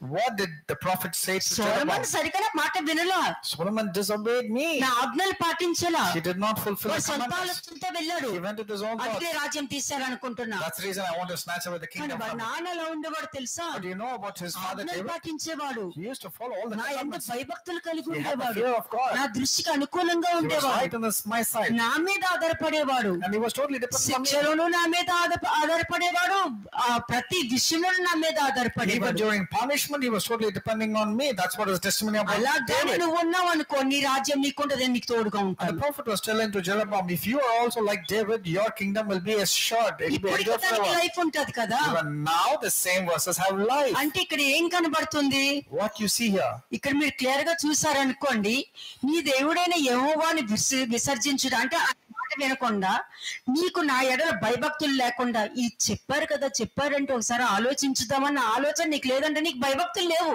you don't have the fear of God because you have forsaken the Lord and you don't even the thought to even follow God. పరిస్థితులు వచ్చేసరికి ఏమంటావు నువ్వు, When situations change, మరి what వాళ్ళు you say? చెప్పారు కదా నాకు ఎందుకు జరగలేదు అని అంటావు. You will say, they told me everything will be good for me. Why is not భయభక్తులు happening? లేకపోవడం వల్ల నీకు నువ్వే తెచ్చుకునేవాడు నువ్వు రియలైజ్ అవ్వట్లేదు. Because of the lack of fear of God and reverence, you brought it upon ఈ yourself. విధంగా నువ్వు గ్రహించకుండా నీ సిమ్టమ్స్ చూస్తున్నావు కానీ నువ్వు రూట్ నువ్వు తీయట్లేదు కాబట్టి నీ సిమ్టమ్స్ నీకు పట్టుకుంటుంది, అది నీకు ఇంకొక రోగాన్ని కూడా ఇస్తుంది అని చెప్పి. You're only seeing superficially. That is the symptoms. You're not pulling it from the root. That's the reason your symptoms will bring you అదే కాదు, punishment and the నువ్వు problems. ఏమి చేసావో అది ద్రోహమైన నమ్మక ద్రోహమైన నీ నమ్మక ద్రోహమే నిన్ను గద్దిస్తుందని వాక్యం చెప్తుంది. So your own rebuke, your own backslidings, your own wickedness will correct you and rebuke you. 13th verse. 13వ వచనం, నా జనులు 2 నేరములు చేసి ఉన్నారు. అంతే అయిపోయింది. 2 నేరాలు, పాపిష్టి జనం కదా, 2 నేరాలు, ఒకటి కూడా కాదు 2 నేరాలు, అంటే 2 ఆజ్ఞలు పాటించలేదు వాళ్ళు. In Jeremiah 2:13 it talks about 2 evil. దేవుని ప్రేమించలేదు, ఇరుగు పొరుగు వాళ్ళని ప్రేమించలేదు, అంటే ధర్మశాస్త్రంలో దేవుడు ఇచ్చిన 10 ఆజ్ఞలు కూడా వాళ్ళు జరిగించలేదు వాళ్ళు. That means they did not love God, they did not love the neighbor. So that means they did not fulfill what the law has to say. జీవజలముల ఊటైన నన్ను విడిచి ఉన్నారు, తమ కొరకు తొట్లను అనగా బద్దలై నీళ్లు నిలువని తొట్లను తొలపించుకొని అంటే ఉన్నారు. దానికి అర్థం తెలుసా, నువ్వు ఫస్ట్ ప్రయారిటీ ఎవరికి ఇస్తున్నావు? Who is your first priority? ఎవరికి ఇస్తున్నావు నువ్వు first priority? To whom are you giving your first వాక్యమైన priority? ఏదైనా సరే, Let it be anything. It's the word of God. What are you okay, doing? ఒక నేరం చేయకుండా ఉన్నావు అనుకో, 2వ నేరం చేయకుండా జాగ్రత్త పడతావు. When you take care that you don't commit a mistake, you will ensure that you will not ఒక repeat నేరం it. చేసి నువ్వు జస్టిఫై చేస్తున్నావు అంటే 2వ నేరం తప్పక నువ్వు చేస్తావని అర్థం అక్కడ. When you committed a mistake and if you're justifying for whatever you're doing, that means for sure you're going to do the second I one also. hate justification. I hate anybody justifying their problems or their solutions. ఎందుకంటే నా జనులు 2 నేరములు చేసి ఉన్నారు. My people have committed 2 evils. జీవజలపు ఊటనైన నన్ను విడిచి ఉన్నారు, తమ కొరకు తొట్లను అనగా బ్రద్దలైన నీళ్లు నిలవని తొట్లను తొలిపించుకొనిచున్నారు. The first evil is they have forsaken me, the fountain of living waters, and the second evil is and they have hewn themselves systems with broken systems that cannot be water. They might be saying, I don't have any problem. బ్రద్దలైన తొట్టలోనే నువ్వు ఉన్నావు, You are there with broken systems. కానీ నీళ్ళు వెళ్తుంది నీకు తెలియదు కదా. You don't know that the water is going away. నాకు కావాల్సినది కొనుక్కున్నాను కదా, నాకు అన్ని ఉన్నాయి కదా, నాకేం ప్రాబ్లం ఉంది, నాకేం ప్రాబ్లం లేదు అనుకుంటావు నువ్వు. You might be thinking, I'm getting whatever I want. I have కానీ నువ్వు everything. ఫస్ట్ ప్రయారిటీలోనే నువ్వు ఫెయిల్ అయ్యావు అంటే 2వది బ్రద్దలైన తొట్లే అన్నమాట. And if you have failed in the first instance, that means you are having a broken system. 14th verse చూడండి. 14వ వచనం, ఇశ్రాయేలు కొనబడిన దాసుడా, ఇంటి పుట్టిన దాసుడా కాడు గదా, అతడు ఎలా దోపుడు సొమ్మాయను కదా, అతడేలా దోపుడు సొమ్మాయన. అసలు దేవుడు భయము లేదు, దేవుడు ప్రేమ లేదు, దేవుణ్ణే పక్కన పెట్టి దోపుడు సొమ్ము అంటే నీ సొంత ఆలోచన, నీ సొంత అవగాహన, నీ సొంత అండర్స్టాండింగ్, నీ ఓన్ రిసీవింగ్, అందులో అన్ని నువ్వే ఉంటావు, అందులో అన్ని నీకు కంఫర్ట్ గా కనపడతాయి, కానీ అది చాలా ప్రమాదంలోనికి వెళ్ళి తీసుకెళ్లి కూర్చోపెడుతుంది. Your own thoughts, your own decisions, your way of handling things will plunder you and make you a slave and make you a servant. అంటే 14th verse లో ఏమంటున్నా, నువ్వు రక్తంతో కడగబడ్డావా? Are you really washed by his blood? నువ్వు తండ్రి ఇంటికి నమ్మకమైన వాడవా? Are you faithful to the father's కాదు house? కదా, నువ్వు ఏల దోపుడు సొమ్మయ్యావు How have you been plundered? అంటే నిన్ను నువ్వు నీ చిత్తానికి అమ్ముకున్నావు. You sold yourself to your own decision. దేవుడి చిత్తంలో నువ్వు రక్తంతో కనబడితే దేవుడి చిత్తం అవుతుంది If you're really washed by the blood of Jesus Christ, you can see the will of God in your life. కదా. నిన్ను నీ చిత్తానికి అమ్ముకున్నావు అంటే నీ రక్తమే నిన్ను కడుగుద్ది. If you're handed over to your own will, your own desires, that means your blood will be there with you. Matthew 3:7 and 8 ఒకసారి చూద్దాం. Matthew chapter 3 verses 7 and 8. మత్తయి సువార్త 3వ అధ్యాయము 7-8 వచనములు. అతడు పరిసయ్యులలోను సద్దుకీయులలోను అనేకులు బాప్తిసం పొందువచ్చును చూచి, సర్ప సంతానమా, రాబో ఉగ్రతను తప్పించుకున్నట్టుకు మీకు బుద్ధి చెప్పిన వాడు ఎవడు? మారు మనసు తగిన ఫలము ఫలించుడి. అబ్రహాము మాకు తండ్రి అని మీలో మీరు చెప్పుకొని తలంచుకోవద్దు.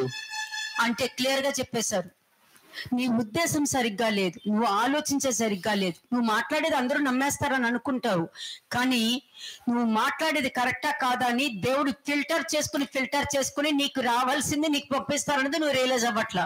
పాపిష్టి జనం కదా. You're thinking your communication, your way of speaking has been right and others will be convinced, but you're not realizing that it will be sent to you in bits and pieces. పాపిష్టి జనం ఏమనుకుంటారు? What do evil people say? నేను correct గానే ఉన్నాను అనుకుంటారు. They say I'm right, isn't it? Correct గానే మాట్లాడుతున్నాను I'm అనుకుంటున్నారు. speaking right, they say. నాదన్నీ కరెక్ట్ అని అనుకుంటున్నారు. All I'm doing is right. పాపిష్టి జనం కదా. Because they are wicked మరి people. బాప్టిజం అంటే వాళ్ళు అనుకున్నారు కాబట్టి తీసుకుంటున్నారు. They wanted to get baptized because somebody said to వాళ్ళు them. అనుకోకపోతే తీసుకోరు. If they don't like, they won't take. Okay, వాళ్ళకి నచ్చితే వాళ్ళు చేస్తారు, వాళ్ళు నచ్చకపోతే చెయ్యరు. If they like it, they'll do it. If they don't, కాబట్టి నువ్వు ఏ ఉద్దేశంతో నువ్వు ప్రవర్తిస్తున్నావో నీ ఉద్దేశమే అటువంటి ఫలం నువ్వు పొందుకుంటావంటే అది అక్కడ శపిస్తున్నారు, అక్కడ మంచి పలకలేదు. అక్కడ it's not good that is spoken about. Your intentions and whatever you're speaking, that's what is going to be reaping for you. ఇప్పుడు అర్థమైందా పాపిష్టమైన జనం అంటే ఎవరని? Do you understand who are these sinful men? కానీ వాళ్ళు ఇంకా ఏమేమి చేస్తారన్నది రేపు కంటిన్యూ చేస్తాను. షలోమ్ Let's see అలైకుం. what's going to come upon them tomorrow also. Peace be to you.